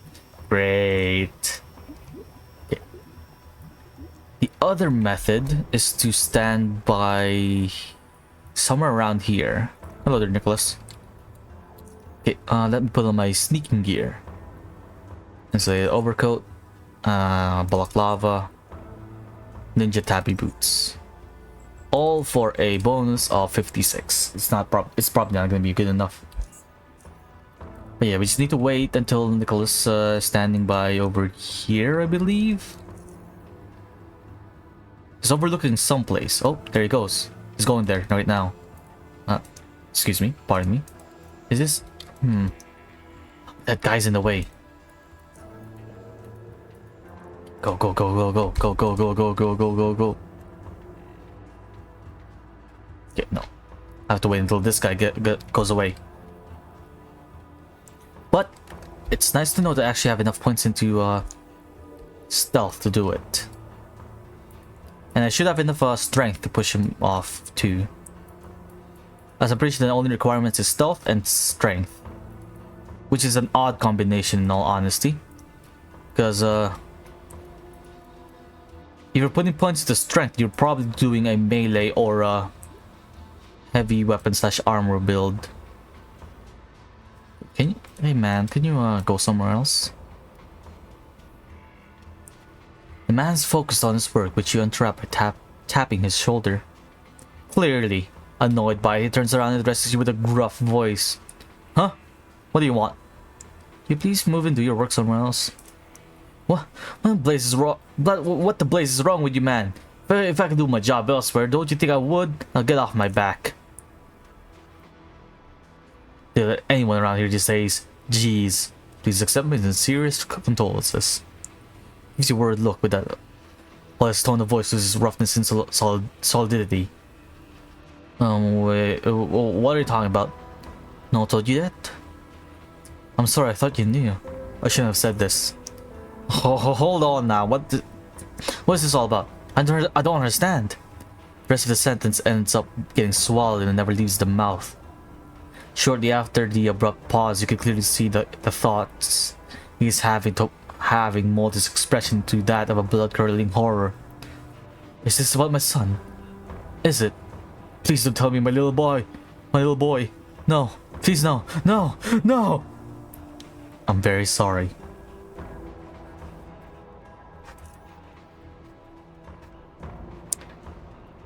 No. No. No. The man breaks down before you and starts crying. As he bends forward, you see his tears falling on the inside of his visor and glide down into his suit. But the doctor told us it was curable. It was going to be alright. No. Just no. How come no one told me? When did this happen? The man grabs his head as a river flows out of his eyes. After a few moments, he turns around and rushes away from you.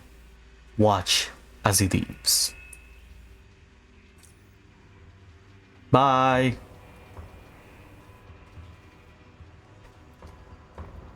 Something gaslight gatekeep. Girl boss? No, we know it's mansplain, manipulate, manslaughter. Yes. But now we have to wait for Nicholas to come back here. Right there, he should be coming back soon. What is this? A fertility figurine. A metal figurine of a fat woman with no feet. How is this supposed to boost anyone's fertility? Is beyond you. I just imagine that every single oddity that my character's carrying is just hung around him, like a sort of like as you do with Boy Scout badges or Scout badges. You just like pin them on your clothing, but instead of pinning them, it's just hung around them. So I just have like 1,000,001 oddities strapped around my character. Oh, Nicholas! Nicholas is standing pretty close to the fence, overlooking a pool of molten metal. Whoops. Pardon me.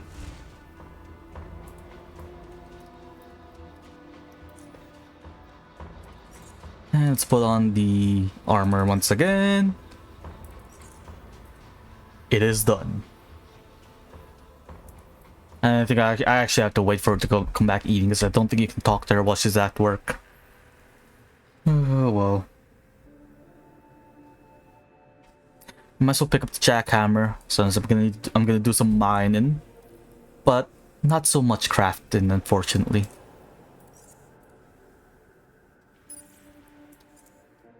Might as well get the 30 impure trichrome while I'm here instead of waiting for once we get the quest. So I should probably clear out my notifications. It's probably annoying for some people to have like 11 unread notifications in the top right there. My bad. Now then, we wait. There she is.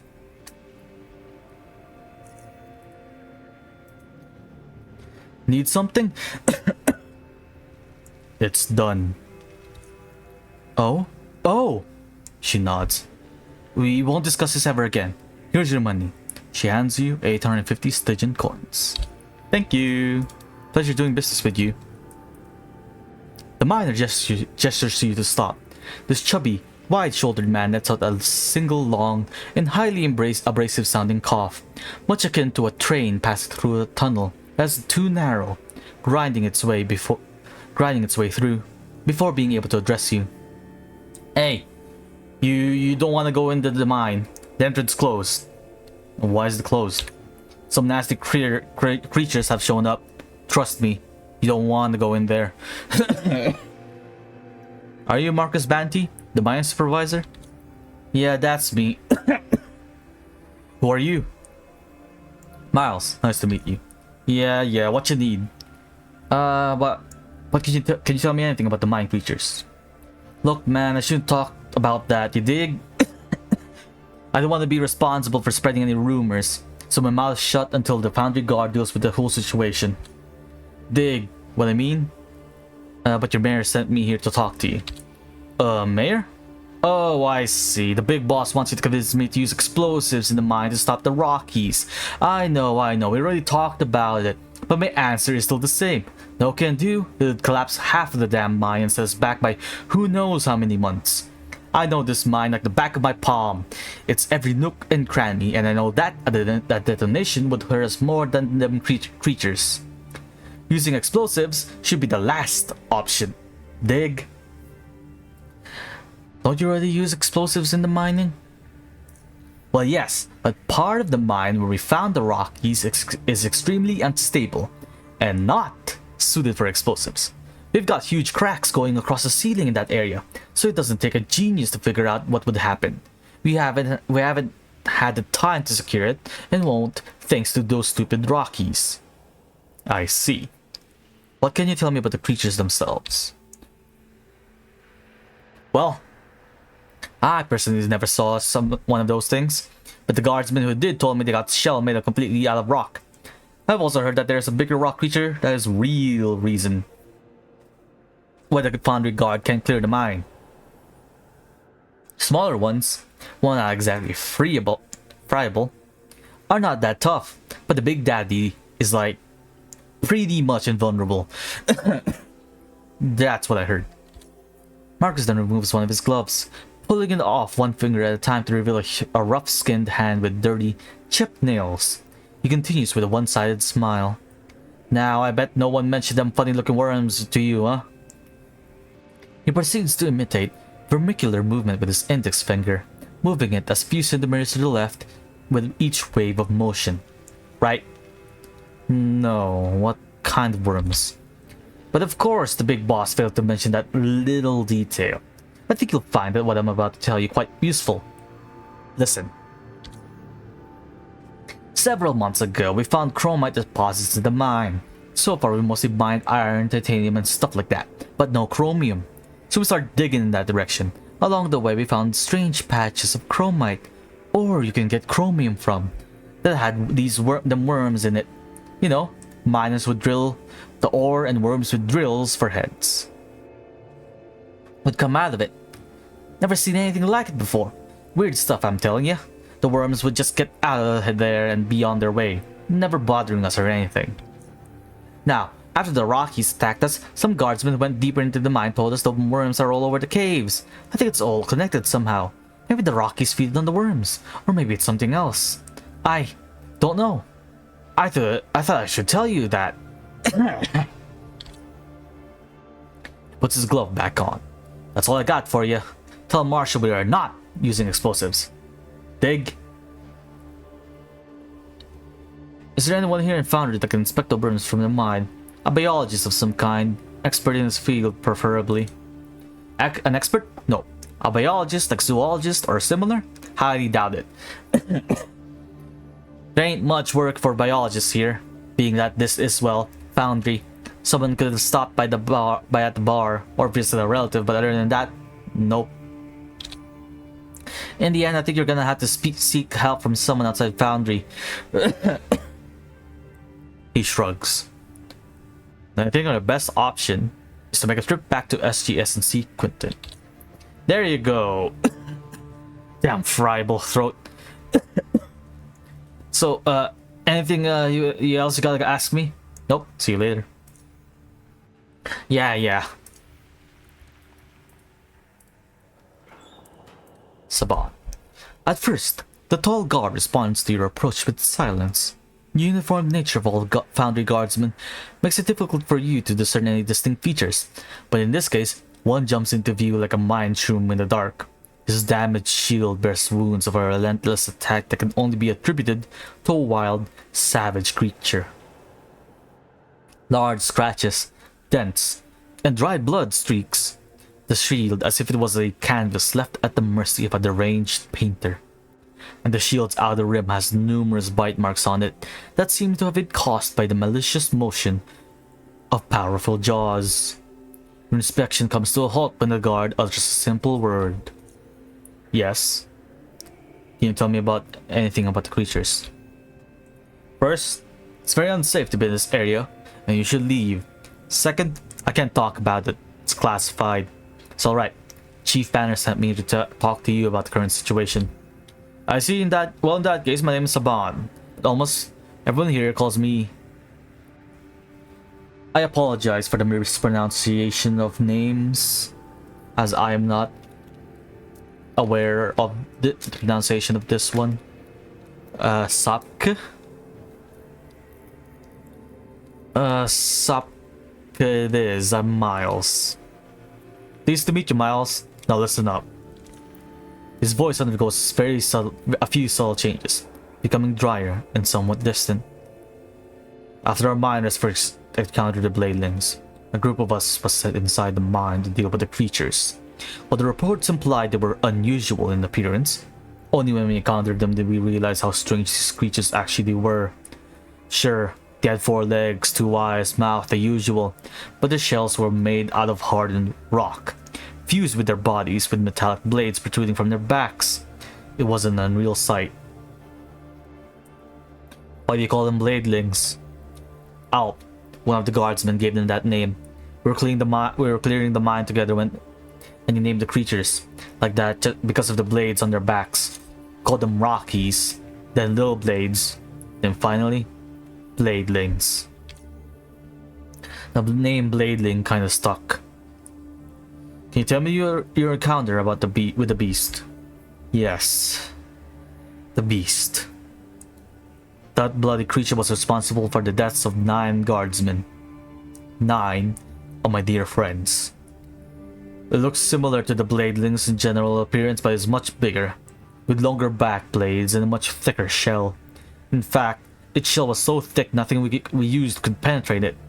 Fire, bullets, high explosives, the beast shrugged it off like it were throwing marbles at it. It, on the other hand, had no trouble doing damage to us. By pure luck, I was the only one who managed to escape with my head still sitting on my shoulders. The shield here, it serves as a reminder. You think there's only one, or could there be more? Spoilers, there is a whole lot more. But not here. But just a whole lot more. Way deep underground. Some might say in caverns. In deeper locations. Deep caverns, if you will. So far, we've only seen one. Luckily, it was it was in one of the dormant caves deeper past the mine. It appeared to be very old, with, as I've said, much thicker shell than the smaller ones. Also, it was riddled with scars. It was tough, like a boulder rolling towards you. If there are more like that, well, we're in a lot of muck. Whatever the case may be, I will hunt down that creature and end its existence. I feel it. It was very, very brave of you to be at the first line of defense after what happened to your friends. Look, I've worked with those men for years. We fought Ironheads, Raiders, and whatnot. Not for a second was I in any doubt that my back wasn't safe whenever chaos ensued. And I know they felt the same. It is a special connection and trust burned into you by the hot branding iron of combat. Seeing them die there saddens me and infuriates me. If I could strangle the beast with my own hands and shove this shield down its throat, I'd do it in a heartbeat. I'm here because I'm waiting for it to come to me. That's the spirit. That's my duty, Miles. Do you know anything about the worms in the mine? I remember those things. They had strange heads shaped like drills, but they weren't aggressive, so we usually paid no mind to them. We had bigger problems to deal with. Some of the guys did shoot them or step on a few that hadn't had the time to find a hiding place. In any case, they were no threat to us at the time. Can you tell me about your encounter with the beast? No, we already did that. That's all I need to know, thank you. A few things we're gonna do. I'm gonna be a little bit of a thrill seeker, shall we say, as I'm gonna be going deep into the mines and taking a quick sneak peek at the beast, as there is a unique weapon back there. All you have to do is just do a little bit of a ring around the rosy with the beast to make sure it doesn't get close to you. I'm pretty sure my metal armor is enough to deal with it, but I could be wrong. Obsidian shards. Yeah, already got one of those. Really picked it up, so we know what it is. Should be another oddity somewhere around here. There it is. Old lamp. But you know what else has oddities? Borers. But let's not kill that one. We need to put it in a dog crate. So we need Quentin to look at the live sample. Captured borer. Borer in the dog crate. I wish there were more things you can stuff borer in dog crates. I'm pretty sure you can put crabs in dog crates if you're doing the expedition DLC. But let's test out my luck. Can you give me a oddity? No, I did not.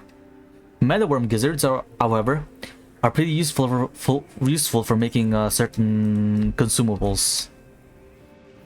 I don't remember which one, but I remember farming this area for the borers in my biology playthrough. Should be there you are. Hello. Will you give me your drill-shaped mouth as an oddity, please and thank you? There it is. Borer jaw. It's the inner jaw of a borer. It's lined with sharp, stony teeth.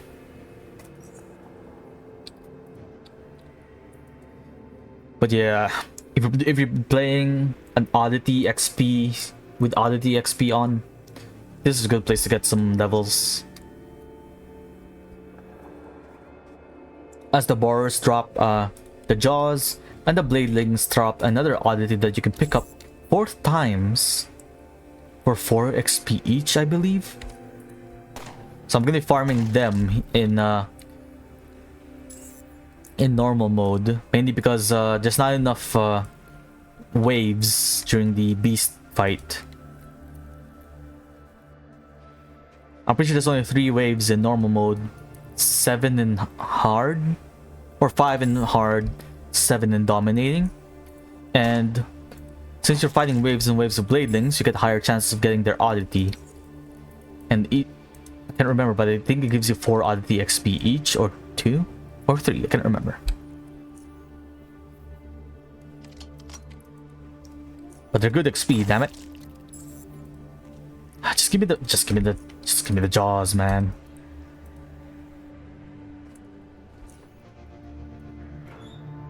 Scrap.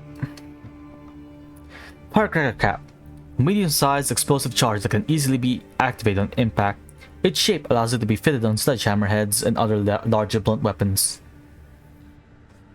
So yeah, it's a good way to deal heat and mechanical damage on top of what your sledgehammer does, at the cost of some durability, I believe. It was useful in my sledgehammer build, but I didn't use it as often. So I'll pick up the caltrops. It's gonna be useful for the waves. But then again, I think we should be fine with just with the toxic gas grenades and the just pure firepower. We don't need to spread around some poison caltrops. I mean, that's usually my plan when it comes to harder with hard mode. Could be the same for dominating difficulty. Like, but I haven't played this much. There we go. Pick it up 4 more times. It's not exactly good, large amount of XP, but every bit of it helps.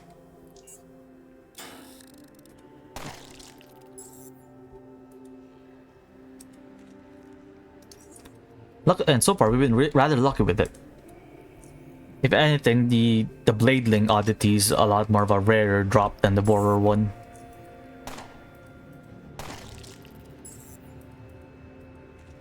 There we go. Alright, you don't need to hunt him down any further. Away. Now let's get the minigun back in my hands.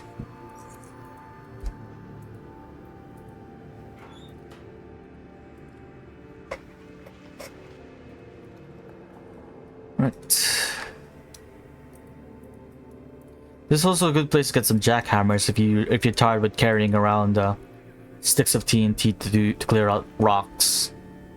They are quite heavy though.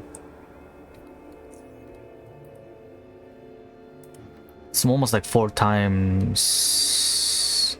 close to 4 times the weight of a single TNT stick of TNT, but you recharge it and you don't have to constantly spend money to either craft it or build it. Alright, let's gather some chromium. You also need a chromium shard from 1 chromium shard give to Quentin, so we need a total of 31 if I remember correctly.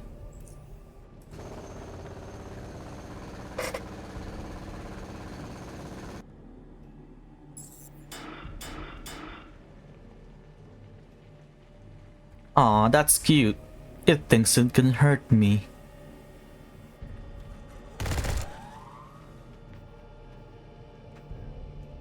It's still alive. But, ooh, burst windup. Ergonomic 12.7mm, yep. Burst attack with this weapon will fire 2 extra rounds. Oh, okay, so yeah, you do wind up over time. So the more often you shoot, the higher your burst count will be. So last 2 turns, so I'm guessing it refreshes every time you shoot it. Yep, it's about to run out now, but and now it's tier 2. Now it fires 2 extra. Nice. So eventually you will fire. I wonder what the max amount is, so I can do the meme properly. But yeah, no, I think we'll save the minigun for special occasions. Let's stick to the MG32 for now. One downside is we're rather over encumbered right now. Even carrying 2 of those impure chromium shards is enough to warrant us dropping some things off. What kind of? It's probably the jackhammer that's weighing a lot. What can I repair? Oh, I could probably repair you. Start repairing you. You're good. You're good.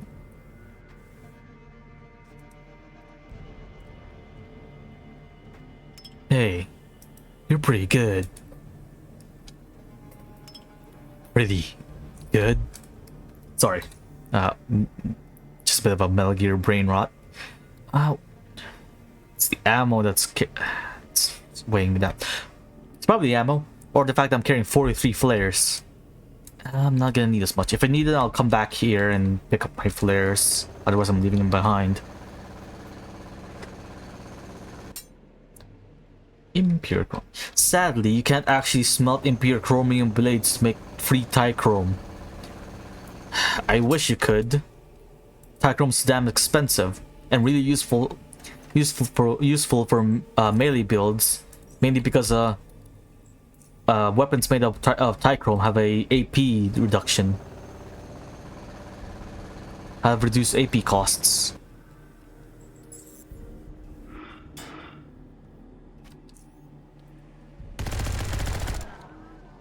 So far, an entire burst of the LMGs is more effective against the bladelings than the minigun.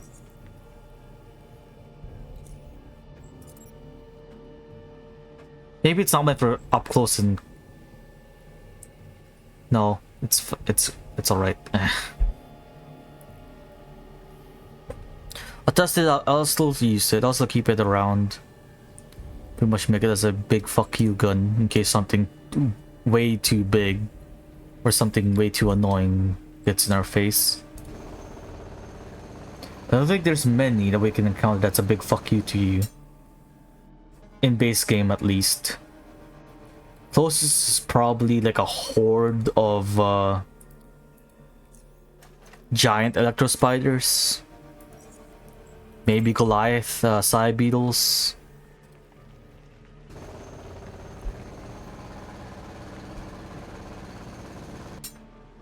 I'm siding with the Protectorate, so I don't need it to take out the mech suits. I guess I could get lucky and trigger the sea worm fight. There is a random event that could or could not spawn, it depends on the save, in Core City, where you will eventually meet like a sailor of some kind who lost multiple ships against a sea monster. And you get to fight this boss sea worm that somehow made its way from the Black Sea all the way to Core City sewers. I think it's in the sewers. Or near Core City, that is. And you get a knife, a unique knife or a unique spear. The knife can get turned into a spear. But yeah, so far this MG342 is pretty damn useful. It uses up a lot of ammo, but damn is it effective. Like I don't need to switch to AP ammo just to take out bladelings.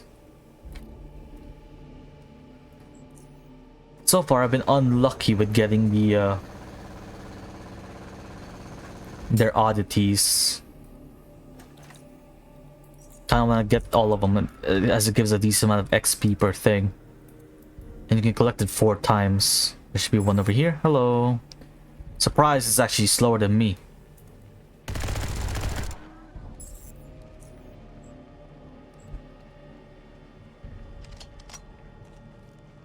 That was not what I was looking for.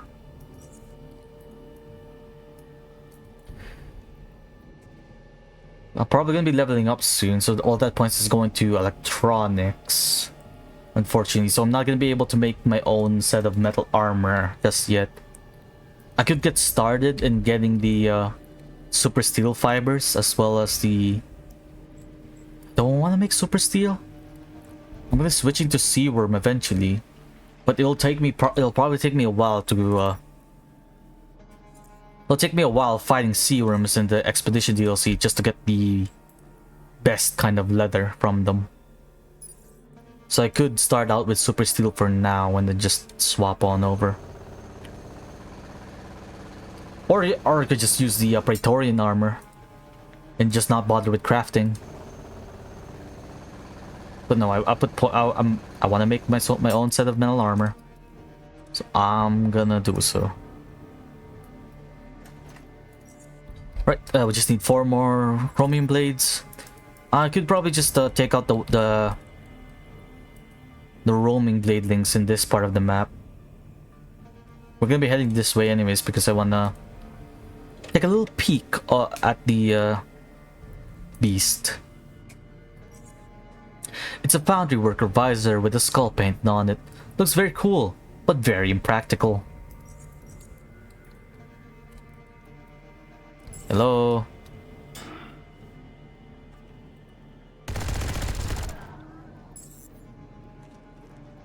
Okay, just need 1 more, but still no oddity.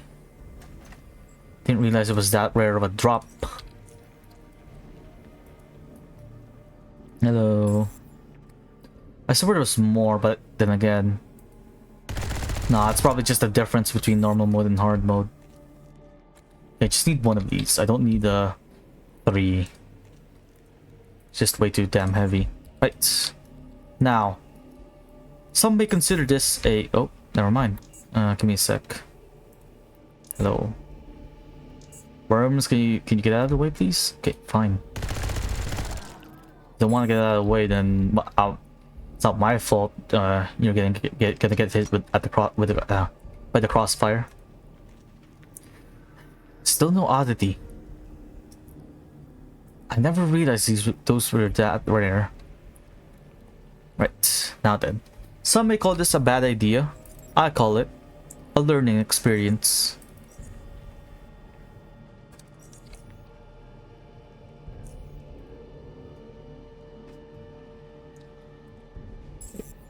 Okay. That guy saw me way too quickly. Uh-oh. Well, guess the cat's out of the bag. Just gotta run and pick up and loot the bodies. Yes, I could come back here after I take out the beast, but I want to do some looting.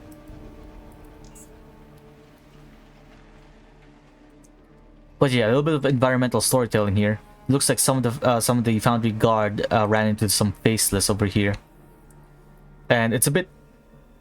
I'm a bit unsure as to what the series of events are. I'm not sure if the faceless showed up and started fighting with the. Okay, this guy's just in the way. Get out of the way. I'm not sure if the faceless showed up and started a fight with the Foundry guard, and then eventually the beast came out of nowhere. Something else. Faceless mask fragment. This is a fragment of a faceless mask. The inner workings of the mask have been destroyed or removed, so it's impossible to tell if there's some non-obvious purpose the mask serves. Uh-oh, we're over encumbered. Don't think we can craft one combat. Yeah, it should be a high quality plasma pistol. But the main reason why we're doing this is because on this dead man right here is the AFW. A quaint old world bolt action sniper rifle.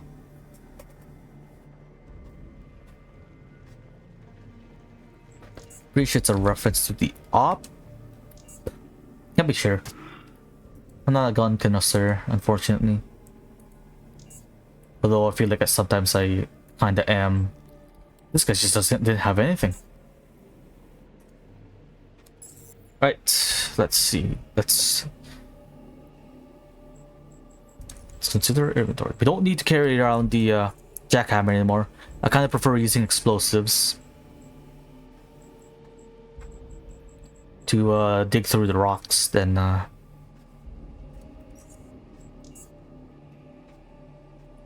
carrying around the jackhammer.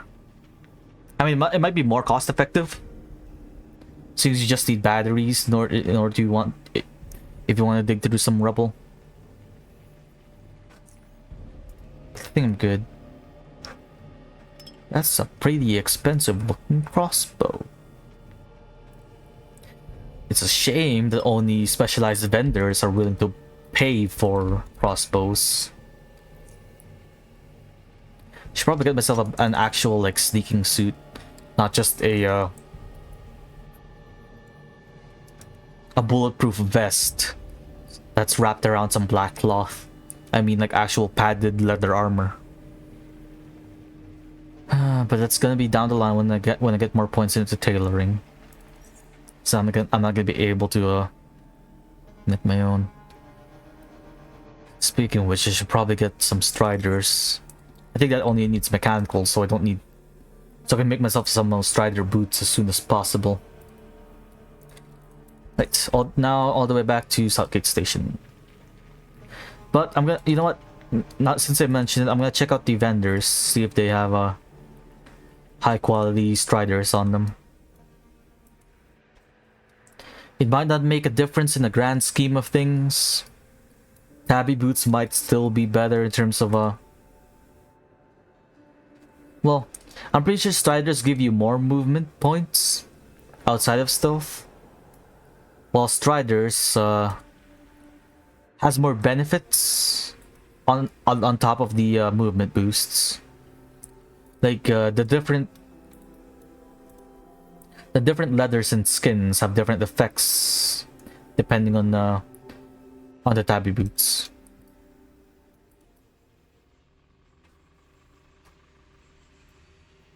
Seaworm scale increases your melee damage, but less if you didn't make it out of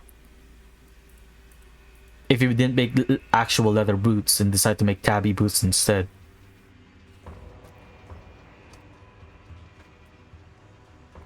Cave hoppers increases agility. The short chubby fellow greets you with an amiable smile and appears to be the owner of the store. However, it instantly becomes clear that he is also a proud owner of one more thing. A long, strong, and exceptionally well cared for beard. One he subconsciously strokes with great delight. Sadly, his voice is in the opposite condition. It has an unhealthy rasp to it, and as soon as it rises in pitch, even slightly, it begins to break, thin out into a weak, breathy voice. Good day, sir. My name is Bobby Bass. I wholeheartedly welcome you to my reputable store. Show me this stuff.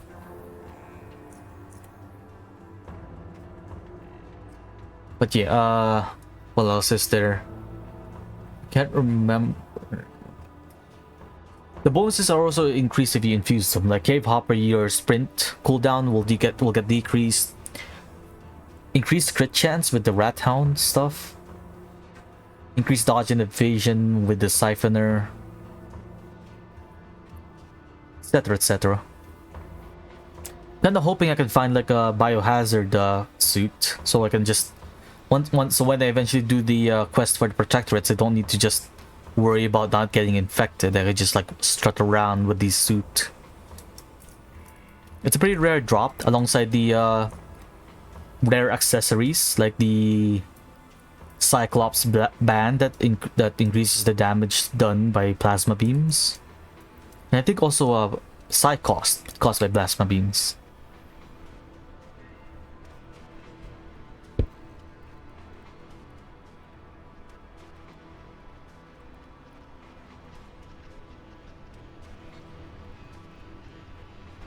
A man wearing clean coveralls greets you with a large and at first glance honest smile. It's a large framed boulder of a man with big, strong hands sticking out of his sleeves, yet his head seems rather tiny in comparison, reminding you of a custom-made replacement part that performs as it should, but looks somewhat off. He speaks to you without removing his smile. Well, hello stranger, how's it going, huh? I know what you're thinking. Why did I come to this barren station? The air is horribly polluted, people are dirty, boring, and there's absolutely no fun to be had here. Don't break your pick, valued customer. There's more to Foundry than what initially meets the eye. I feel it, oh great valued customer. I feel you want to tell me so desperately. Don't say it. Shush. I know you're searching for something special, for something that will make your day, your week, your life. You've found it. I'm not joking. Do you know what it is, valued customer? Do you know what I have here? What I'm willing to offer you for almost nothing? You're thinking I'm pulling your leg, aren't you? If so, then you're wrong. This is an offer you can't resist, and you know it. I have something you desire, and you know what it is. So tell me. An eternal life potion? A teleportation device? A shoulder-fired 4-tube rocket launcher? A toy soldier with high-caliber rotary machine gun in one hand, flamethrower in the other, and a baby hopper painted on his helmet. X-ray goggles? A railgun? Garbage bin? Mine's busted. Yes, well, almost. Mechanical components. Excitement scars his face as he anticipates your reaction. Yay! Yippee! I Brian Honest, run the largest and only store in Foundry which specializes in mechanical components. You can find anything here, and I mean anything. Don't forget, they don't call me Honest for no reason. Wait, let me see. Yeah, but yeah, like I said, it sells a decent amount of mechanical parts. Probably not as high quality. Well, you have a less chance of getting high quality ones from Kevin's special inventory, but you need mercantile for that. He also sells a decent amount of metals, usually low quality ones, so you can make bullets, lockpicks, caltrops, or whatever made of metal from them at a relatively low price. Let's see. Nah, nothing of value. Has Kevin's shop has restocked yet? It has, and he's willing to buy up the rifle we picked up alongside the... should I sell that? No, we'll hold off for now. 2 firearms, 3 riot vests, 2 tactical vests, 1 metal armor. Well, we're gonna be drinking the some of the juice anyway, so we can head back to Southgate Station to get the specimens examined. So I might as well sell some stuff here while we can. And speaking of which, I should probably check out Blaine's shop for anything interesting.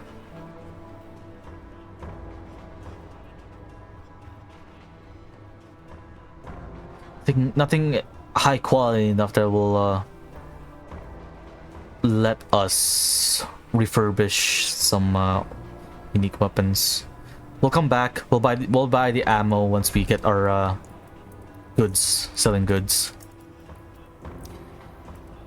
Hopefully it doesn't refresh while we're on our way to get the sellables.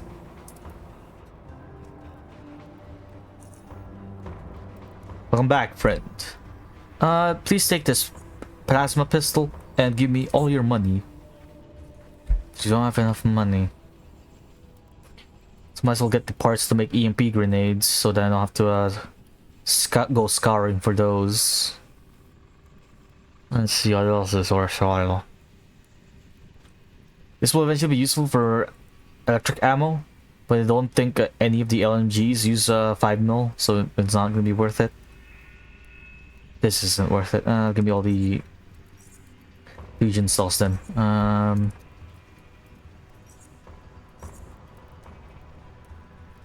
One thing I will try and do without getting caught, hopefully, once we get to Core City, I'm gonna try and rob the ski shop.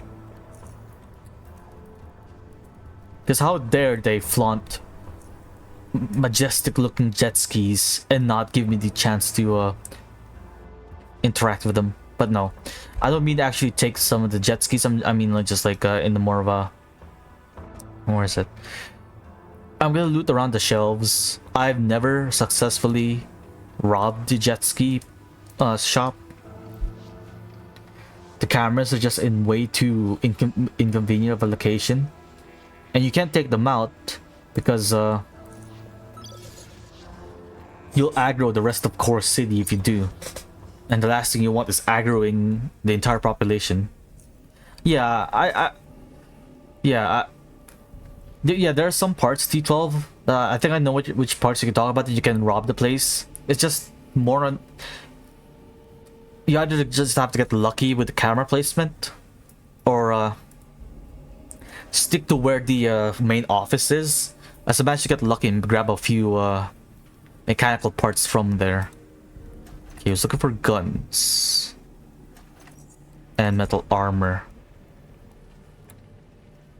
What's so heavy that I'm carrying? But yeah, I'm still gonna try and steal as much from that guy. I mean, no offense, but you have...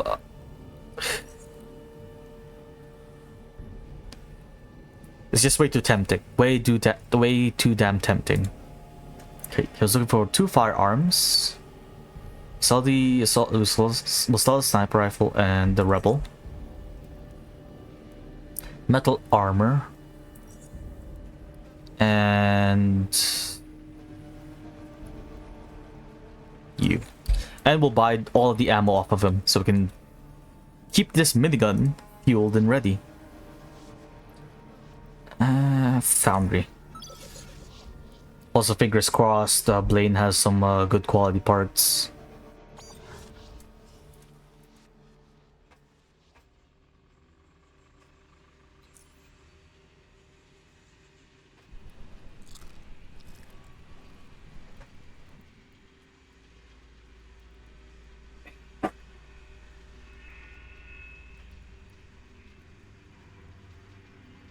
In your guys' opinion, which one's the best jet ski that you guys like? Just try and get it. Try to get as soon as possible, or you usually get per character. I usually just stick with the Aegis one, the one you get for free, because it has like the most modifiable parts. I think you get like 2 engines or 2 batteries and 1 frame. But yeah, I've tried out the ones with actual like special abilities. Yeah, I'm tempted to get the Devastator, but it's just like it doesn't move very fast, and the plasma cannon is a bit meh. I would rather just like use my actual weapons than use the mounted weapons. But I guess it's more of a tank than it tanks more than it deals damage. Is what I mean. That's what I'm looking for. But give me all your money. Your 0.44, 12.7. We're still good. 8.6, 7.62, 9 mil. And we're still good. What else should we get? Yeah, the cannon is pretty whatever. I tried out the rockets, and I think the rockets was pretty good. I think that's the only mounted weapon that's pretty good, are the rockets one. I've also tried stealing the Protectorate one, but you're pretty much stuck doing a free drones playthrough if you do, because once you target the Protectorate and get their jet ski, it's over. They'll be aggroed to you, regardless of what you do. Okay, what can we take out? Probably the shotgun, yeah. That's good enough. Right, got our ammo. Now let's go back to Southgate Station, get everything checked out. I'm kind of tempted to side with the pirates, mainly because of the benefits from the Aegis crew. Like, there's a guy, the merchant in the Aegis group can convert United Stations dollar to Sharon's. Similar to how the dude in the Protectorate can exchange United Stations dollar into Sharon's. So if I'm signing for the Protectorate, why should I side with another faction that gives me the conversions? Oh, I thought I thought that the entirety of the Protectorate will aggro onto you once you kill everyone in the warehouse or in the docks. There's also one in the rig and one in the bedding place if you want to get like test out your luck and try and steal from there, but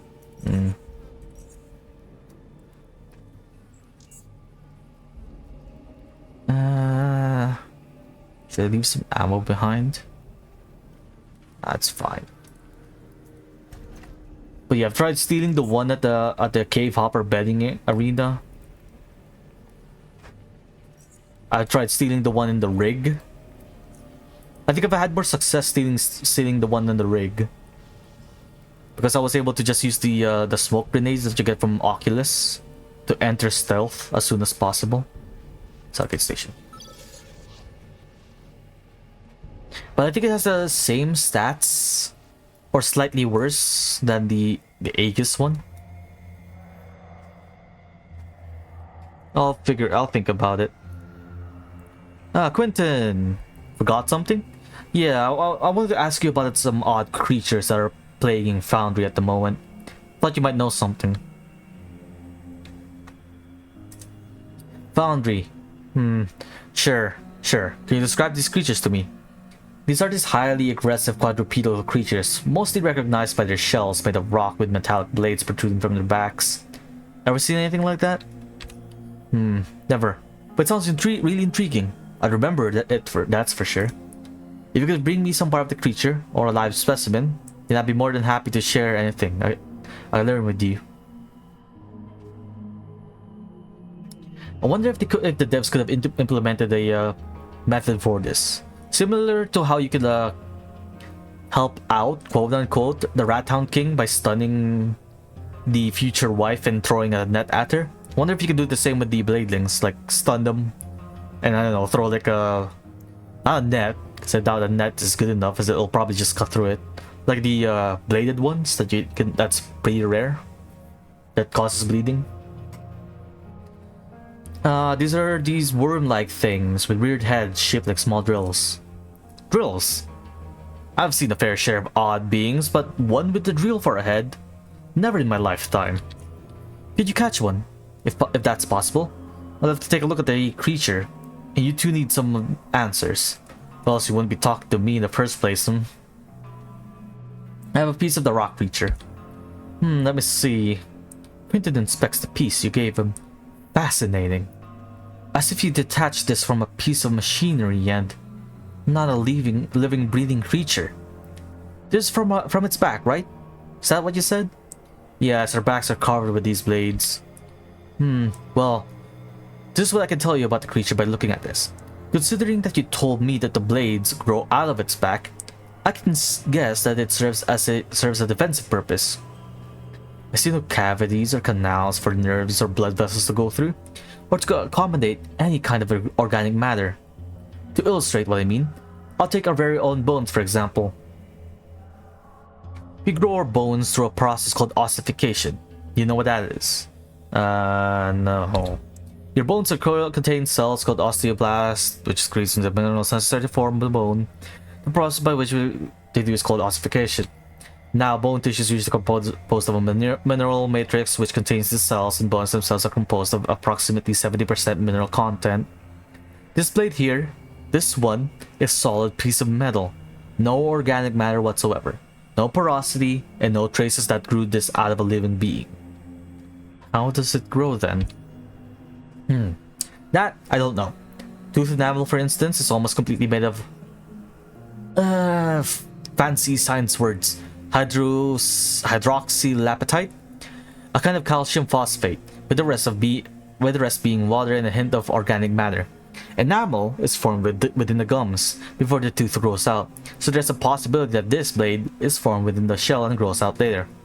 But how? I don't know. Right now I can only make speculations. Here, take this blade back. If you want to test its composition, better have that done by someone. Well, someone who's not a biologist, that's for sure. A smile lifts his mask up lightly. If you can bring me any part of the creature, or a live specimen, then we have ourselves a winner. This, however, I'm sorry. It's all fascinating in any case. Right. Quentin, I've captured one of these worms. Quentin inspects the creature as it squirms inside the crate. As soon as it spots him, the creature begins thrashing about, occasionally stopping to aim its head at him, and screeching in an act of desperate intimidation. Now this is what I'm talking about. Let's take a look at it. Anything I should know before opening the crate? Like how dangerous is it? I was wearing metal armor, so I can just say, hey, it's fine. I'd be very cautious if I were you. He carefully grabs the creature, holding it firmly as it wriggles in his hands. He takes a good look at it, charmed by its oddity and alien form before it turns to you. Please wait while I examine it. This won't take long. The creature suddenly makes a few powerful motions, wailing its unheld ends, and shakes Quentin's upper body, and prompting him to even spread his legs a bit in order to maintain a proper balance. He's able to control it, however. This one's a fighter. It's nice to know that you can eventually see an alternate evolution line that these things in the deep caverns. You wait while Quentin completes his examination, observing him as he performs it with great focus and care. How after only a few minutes he makes it seem as if he had been handling these creatures for years. Slowly and steadily, he finishes the examination. He places the creatures back into its mobile jail, turns to you, but only to inform you that he needs to leave and do one more test. The two are gone for a while. Soon he returns with a genuine smile on his face. Overflowing with excitement, he wastes no time.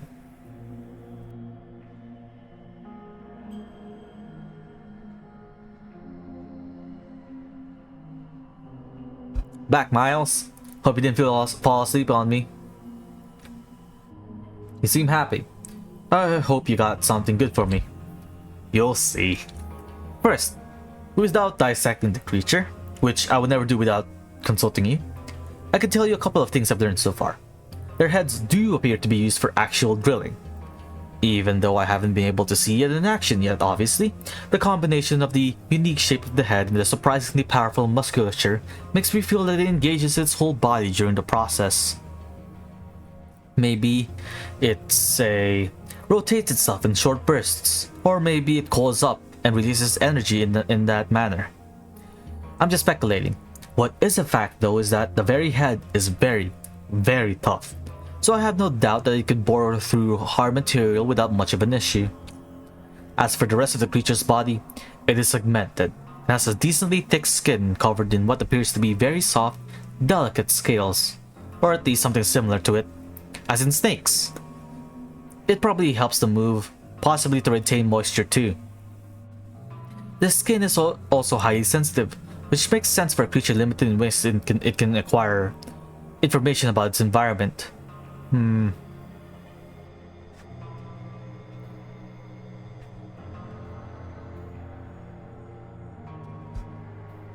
are a few other details about it, but those are quite minor and uninteresting. Now, what I did was a quick superficial examination.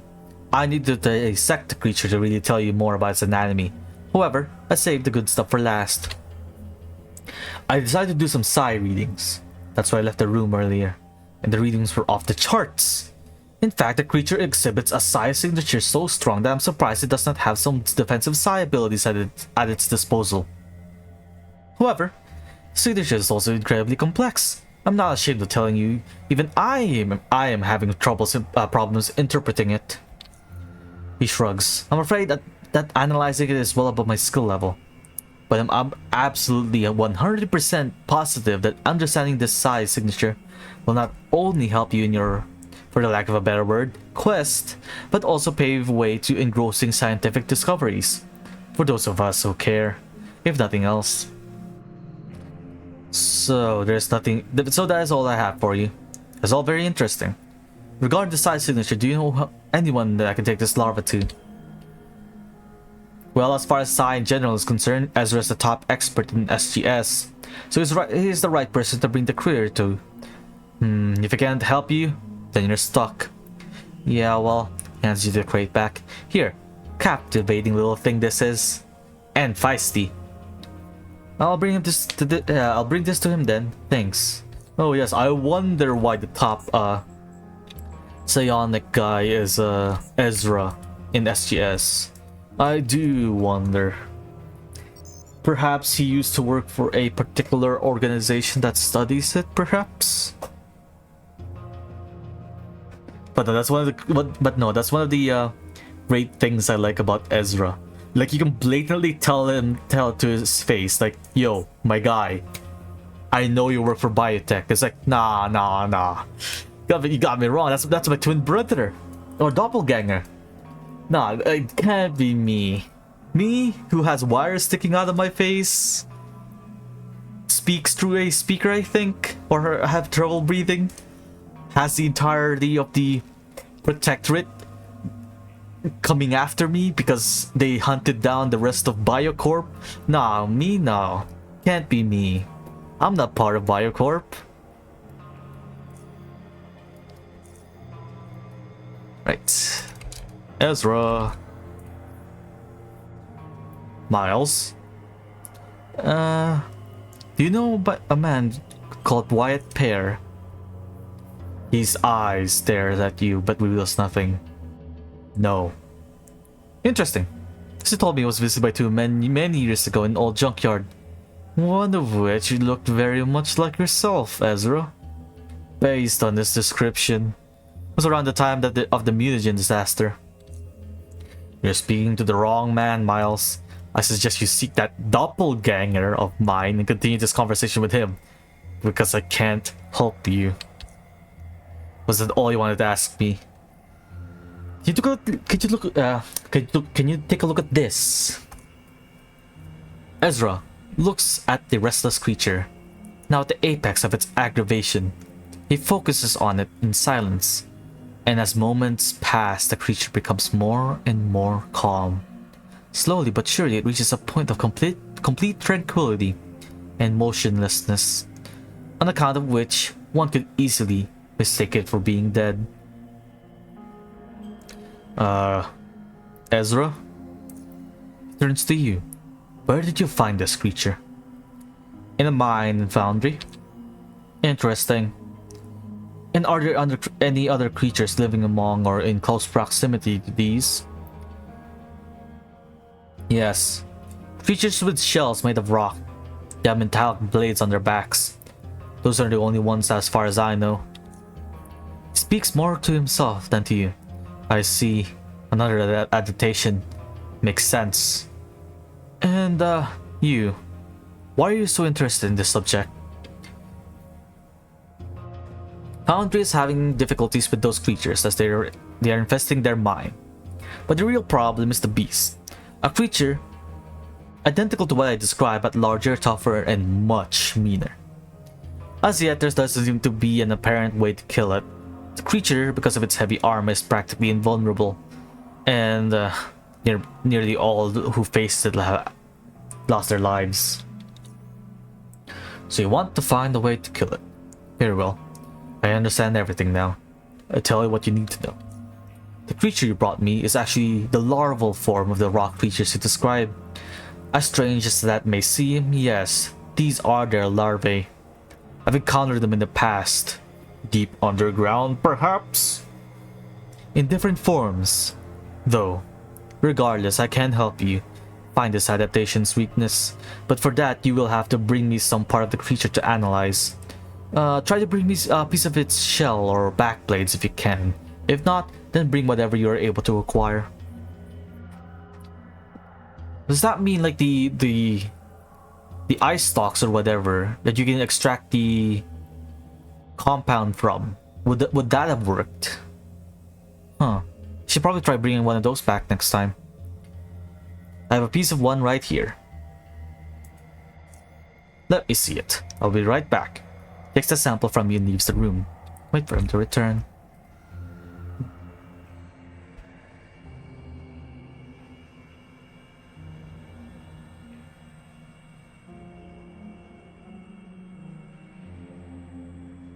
Ezra returned shortly.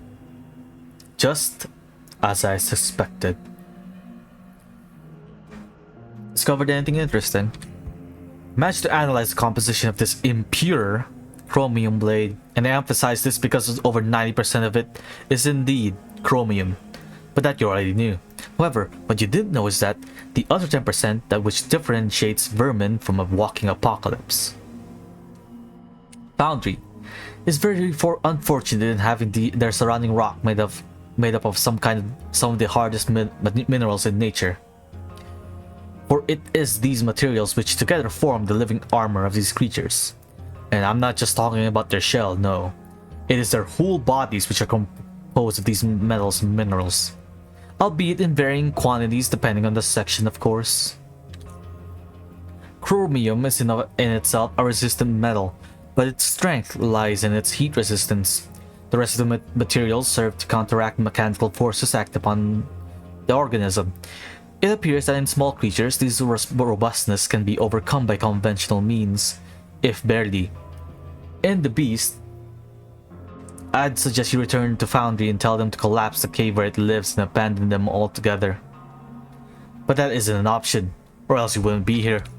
Luckily, there is a way By my calculations, I have taken all the approximate constituent elements found inside the sample into consideration. The temperature necessary to melt these creature shells should be at least 2,500 degrees centigrade. Ironically, considering chromium is practically the essence of these creatures, this seems to be the most realistic way to defeat it, as Foundry is likely to have some means, be it furnace or something else which can melt down chromium, hence producing temperatures this high. So it seems we're going to need a way to lure the beast into Foundry and kill it there. Anything you can do to help me with that luring part? And what will you do once it's in Foundry? Do you have a plan? Nah, we're winging it. Nah, man, we ball. Remember what I told you? The composition of minerals and metals in the shell makes it highly resistant to mechanical forces in high temperature. However, I'm sure you'll be able to find something there that will produce more than 2,500 degrees necessary to kill it. It is Foundry after all. I happen to know from previous research how these creatures communicate with the larval form you brought me. I think I will be able to create a device which you will be able to use to summon the creature. At least it should. What do you mean it should? This is an improvised device that I'm making out of components I have at hand. Things can go awry. Maybe it'll summon the creature you want, maybe it'll summon something else. You won't know until you press the button. Making the device shouldn't take long, though. I believe I already have all the necessary components right here. Wait some more, would you?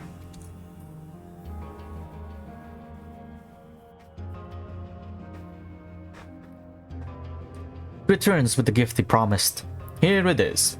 Try your best not to disturb the larva within the device too much. You need to be alive for the device to function properly. About those rock creatures. He nods. What about plasma weapons? How come these are ineffective against the beast when plasma can reach insane temperatures? When all molecules are ionized, yes, plasma can reach, theoretically, temperatures in the range of billions of degrees. However, most conventional plasma weapons that we have today use plasma where only a fraction of gas molecules are ionized.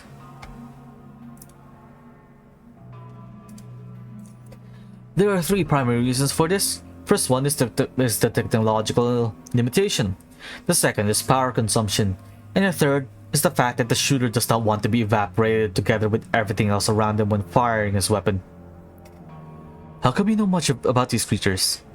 Knowledge like this does not arrive with merely encountering something. I've learned quite a few things throughout the years. There are bits and pieces of knowledge and history everywhere you look. And over time, things simply accumulate. Ooh, you're awfully mysterious, Ezra. First you tell me you don't know anything about Wyatt Pear, and now this. And yet, you seem like you have an answer for everything else I ask you. No one has an answer to everything, and no one should have an answer to everything in life. Everything. Life would be dull otherwise. Yep, no matter how you drill into Ezra that, hey man, I know you're from Biocorp. It's like, no. You may think you know, but I'ma keep denying it. I'd like to return to the topic at hand now. You mentioned something about adaptation. What did you mean precisely? You see, the larva uses its psi energy to cocoon itself inside living or non-living entities and tailor its genetic makeup to support the organism further development in accordance with what it's emerging with. Inside, the larva develops into its adult form, and the resulting creature is fully integrated with the entity of its choice. So if a creature wants rock shell, it will dig itself into a rock, infused with it. Do you know what these things are called?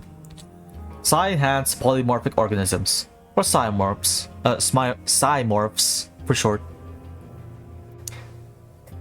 I'll get going. In odds and returns to his work. But yeah, you'll eventually encounter these in deep caverns once you get that far enough. And I can't exactly remember how difficult they are. or if they were hostile at all. I remember the burrowing worms. They were a pain in the ass, but I can't exactly remember how my encounter with the Cymorphs went exactly. Let's see. Any high capacity box magazines, perhaps? You have a 45 round one, not a 65 round one, unfortunately. In that case, feel free to take this shotgun over here and pay me in SGS credits if you don't mind. I'll get the starter mixture, thin grenade case, one of those, by the way. Ammo, I guess. Oh, that's too expensive. My bad. Well, you gotta be so expensive ammo. It's good enough. Right, next up, Blaine. I wanna check out the shop. Maybe he has some rare parts. And afterwards, I'll head back to Foundry. I'm gonna do the selling stuff off stream, but I just want to check if there's any unique components, unique weapon parts that I could use. Specifically ones that I can use to refurbish the I think I can refurbish the Bruno LMG. I have the frame. I just need the box magazine for it.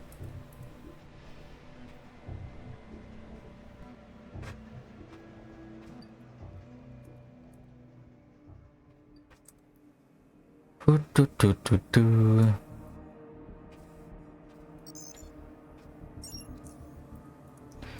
yeah. In all honesty, most of the good stuff will show up once we get to the Oculus, though.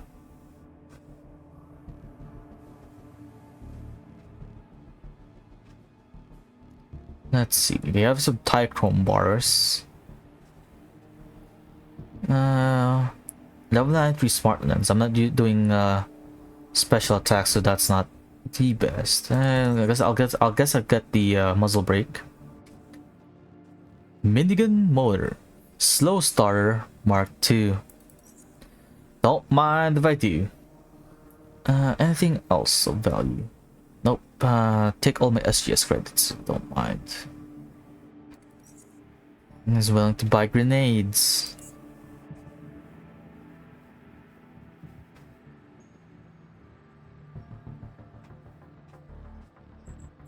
Yep. Okay, I think we're good. Oh, that actually put us over by one.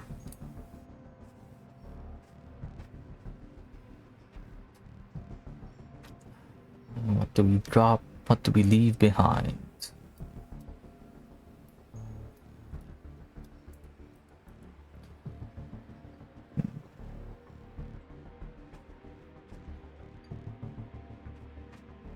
What did I get? Oh, I probably got this from the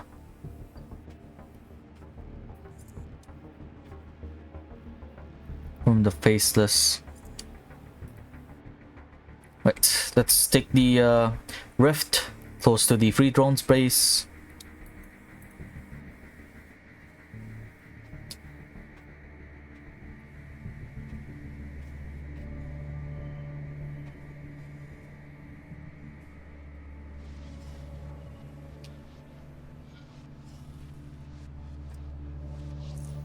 Right, let's try and take out this monster, the beast. Sadly, I haven't leveled up yet. How much XP do I actually need? I need like 2k more. What's good? What's a good quest that'll give me 2k that I haven't done yet? I think I'll get XP by telling them it's a solution. And frankly, I just don't want to pay another person for the parts to repair the thing. Also, I should probably put away the heaviest fuck things.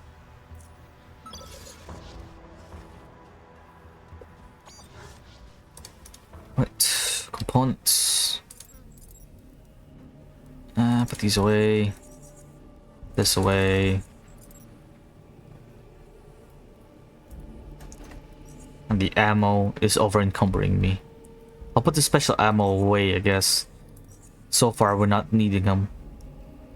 Even standard fire with the standard ammo is doing better. Somewhat good against the bladelings.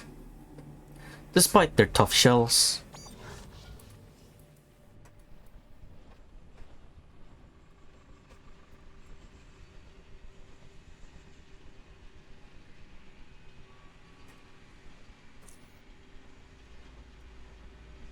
What is it now?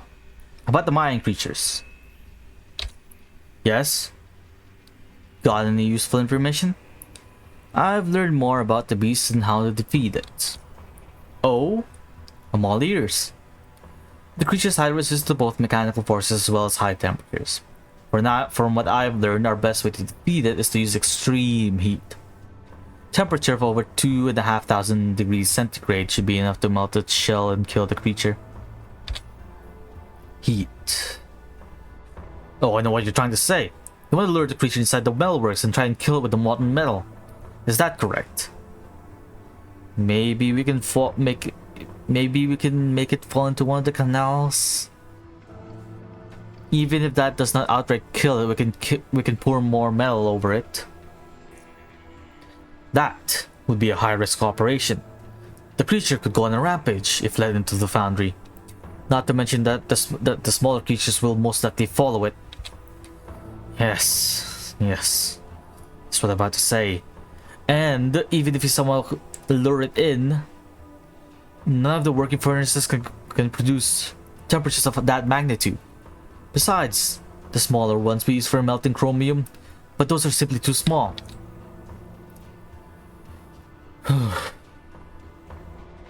Look. We are really thankful for your help. Really. But the plan you're proposing is just too risky. We need another way. Nothing at the moment. Bye. Yeah, we get... Oh, nice. We just need 500 XP or so. What's a good quest? Repairing Gloria will give us exactly the exact amount, but...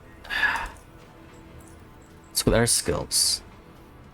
At most, I'm just going to be dedicating 20 points into electronics, and even that's not going to be enough to repair the Gloria by myself, so... In that case, I might as well pay the dude for it. Unless I don't put points into anything, but... I don't need to level up hacking anymore. As with the Hux key, which is a plus 15, I should be able to unlock everything. Lockpicking, I still need to get it to 105 at the very least. Pickpocketing is always useful to get free stuff. Oh, I also want to put more points into mechanics so I can actually start crafting the miniguns. The woes of having a 5-imp character. Yeah, let's just have someone repair it. I want to get the I want to get electronics up to 50, and I also want to get tailoring as high as possible so I can make my own metal armor. Unfortunately, we can't get everything. Don't think there's any other quest in Foundry that you can do. I could probably just go back to the Ironhead's base and just farm. You know what, yeah, let's take a quick break from doing this quest, and let's go after the guy who has the Stair Og. Let's get that unique weapon and take it for ourselves and stop someone from using it so that it could just rot in my closet, never to be used for eternity, pretty much. I mean, I'm not using an assault rifle. I have big guns. Wait, let's think. If we go back to where the Iron Hat's base, and instead of turning south to go to where Balor is, if we head outside and head north, we should be exactly where the dude who has the Stair Og is at.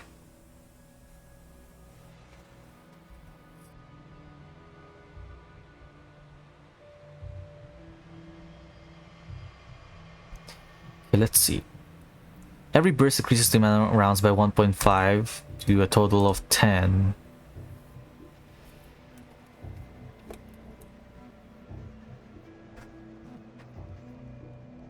So 15 per burst. Or plus 15 is the max. It starts with a 6. So it fires 21 bullets for 5 seconds. So it's 61 bullets, or not 61, 63 bullets for 15 seconds.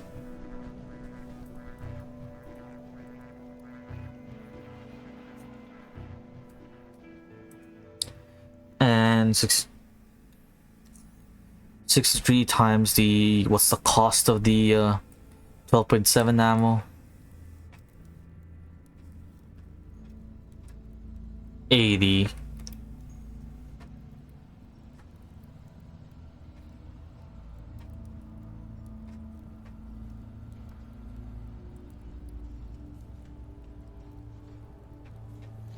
Divide that by 30, which is how much a Stygian coin is. It's 168 coins to fire this weapon for 15 seconds.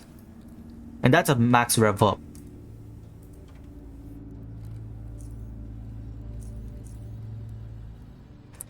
Doesn't fit the meme though. Right, hello, no mind me, I'm just passing by. But yeah, if you go through... Oh wait, we've already been here. Oh, it's over here. Right. To the north is where we got the claymore, and to the west, east is where the guy with the stair og is at. Should be in this building over here. So let's go pay the guy a visit. Take the stair og for myself, and never bother using it, as I'm not spec into assault rifles or anything.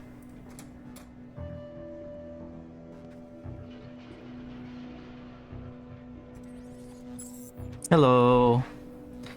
Ooh, an initiative of 7.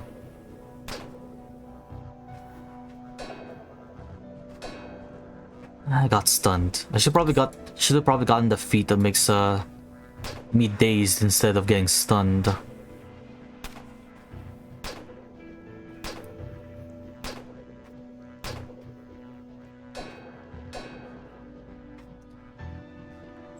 Ah, indeed.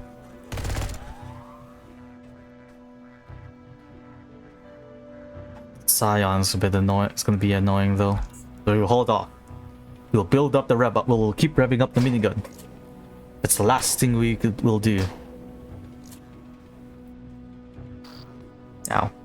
Ow.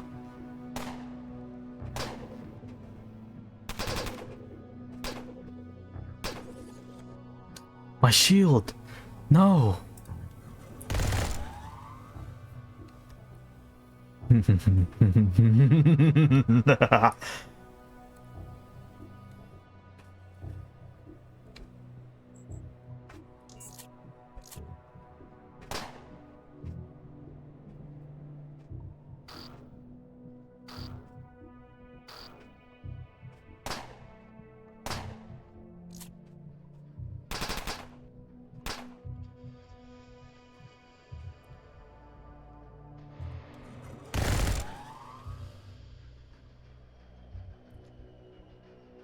It doesn't seem like it's working out.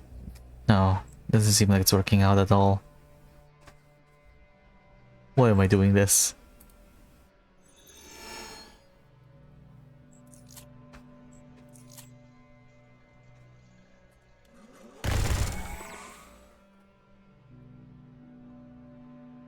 This doesn't seem worth it.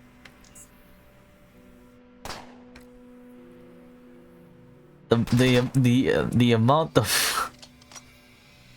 of wind up this takes just to keep on firing it.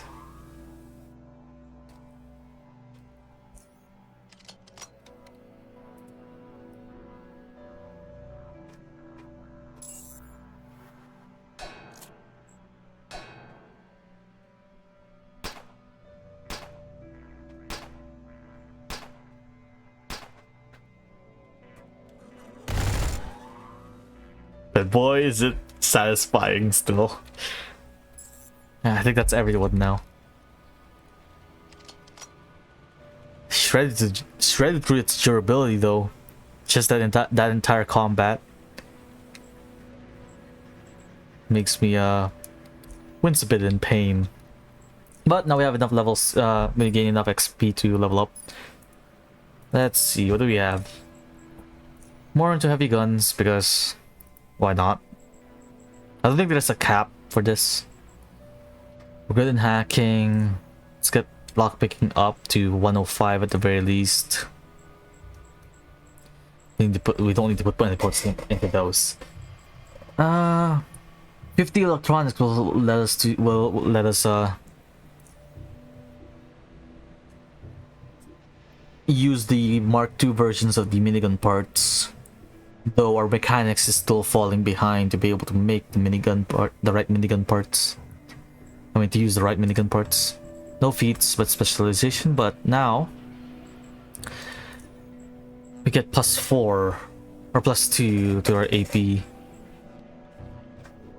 I think, hopefully. But so far, yeah, I'm a bit disappointed in the performance of the minigun. In all honesty, the rev up mechanic, I guess, is the main issue.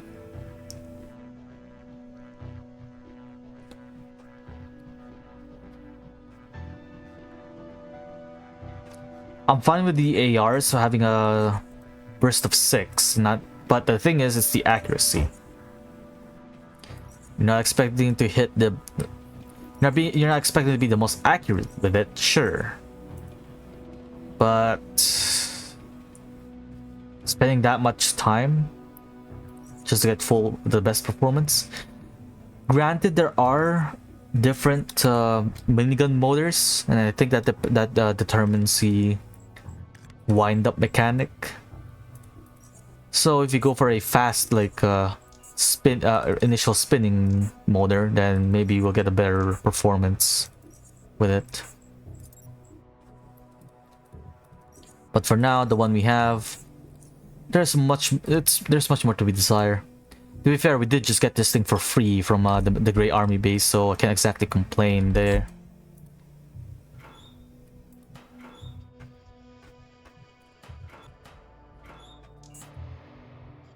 Yeah, Simon Perez, the guy over here, should be in possession of the Stair Og, or Ock, as it's mentioned in the game, because I'm pretty sure the actual weapon model was the weapon name is actually a copyright, I think. Maybe. Don't quote me on that, please. I can't remember how well it does compared to most ARs in the game. There's a rather low base action point cost, though. And it's more accurate with burst. You know what? Let's take a quick peek. Where is my assault rifle build? Pretty sure this guy sided with the pirates, so I might not be in the... Or no, I think I sided with the Aegis, maybe. Steel. Splash.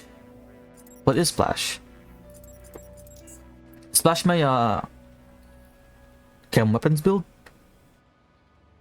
No, it's energy weapons. Oh.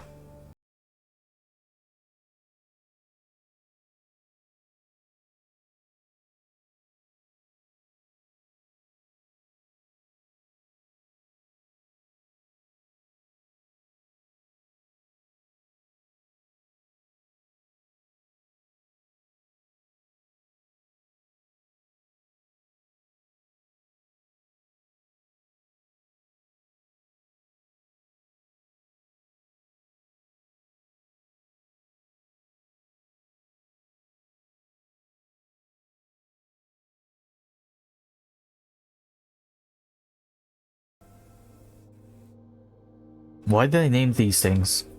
Steel's my psionic character. Yeah. Wait, where's your... I thought you had Psi Beam.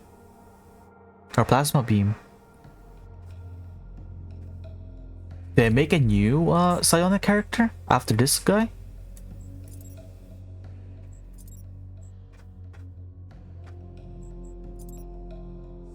What the fuck is Sparks? Don't tell me I actually saved over my assault rifle build, because yeah, this is the.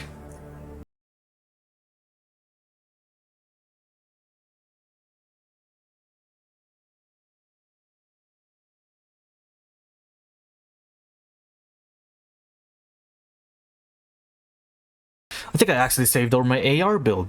Oh fuck. Well then again, it's pretty old, but still, that sucks.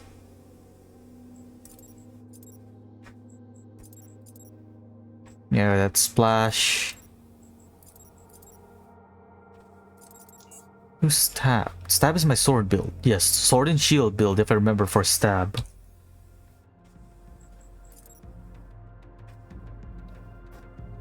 Was he?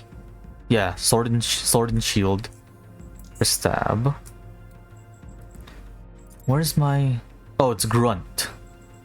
But is it only from? Oh no, it's up here. Huh. But yeah, grunt here.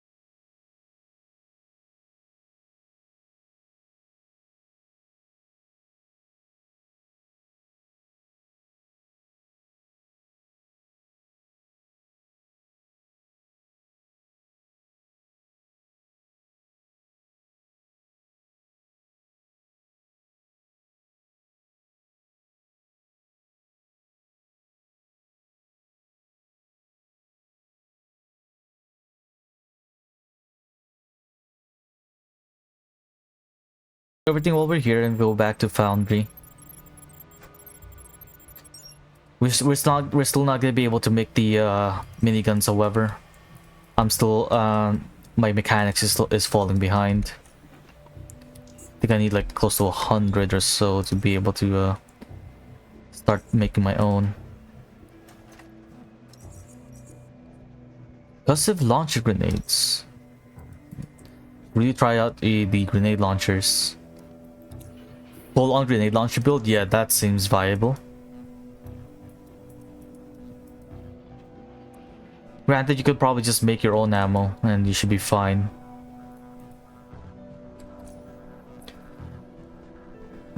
Should put the minigun away. I feel like I should put the minigun away. Well, if you combine the stream the rather short stream I had earlier, I've been streaming for quite a while, so and it's getting a bit late, so I might end the stream here. I'll probably do the inventory management and selling of weapons to all the vendors like as soon as I close off the stream. So none of you guys have to watch me just going up and down the same paths over and over again, just to make sure I manage to sell everything. But yeah.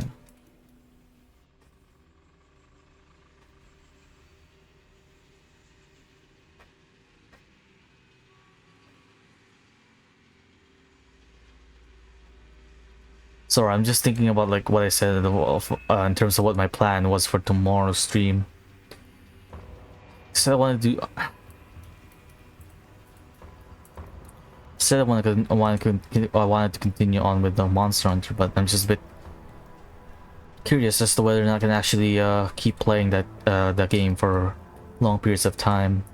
I usually tend to take breaks between those between hunts in the game.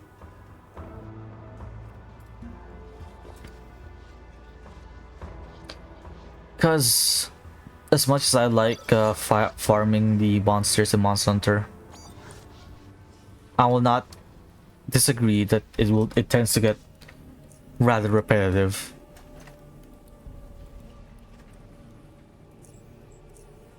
Let's unload you, and you are going to the selling bin.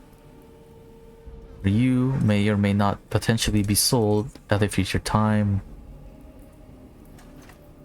But yeah, let me see.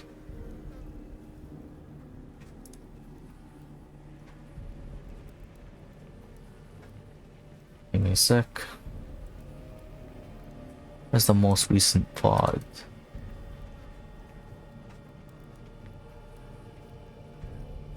You're not the most recent VOD.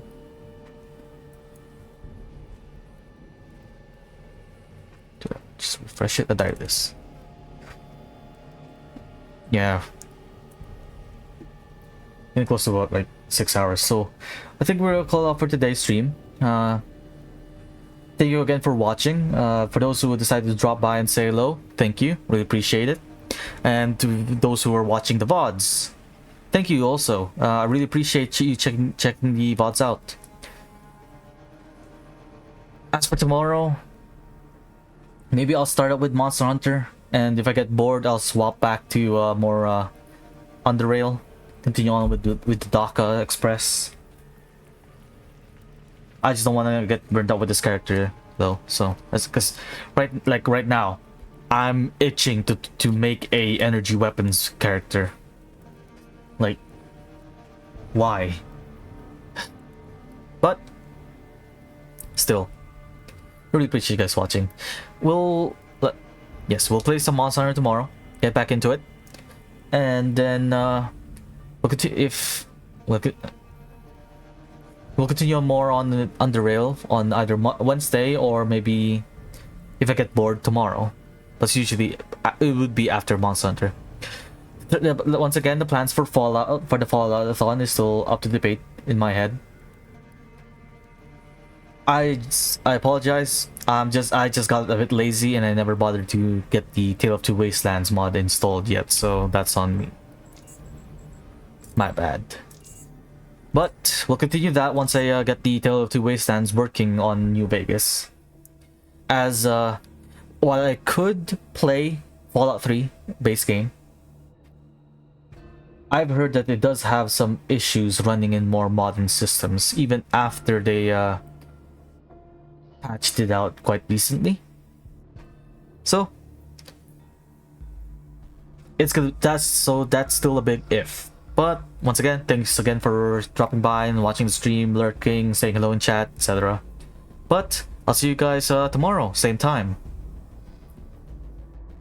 See ya.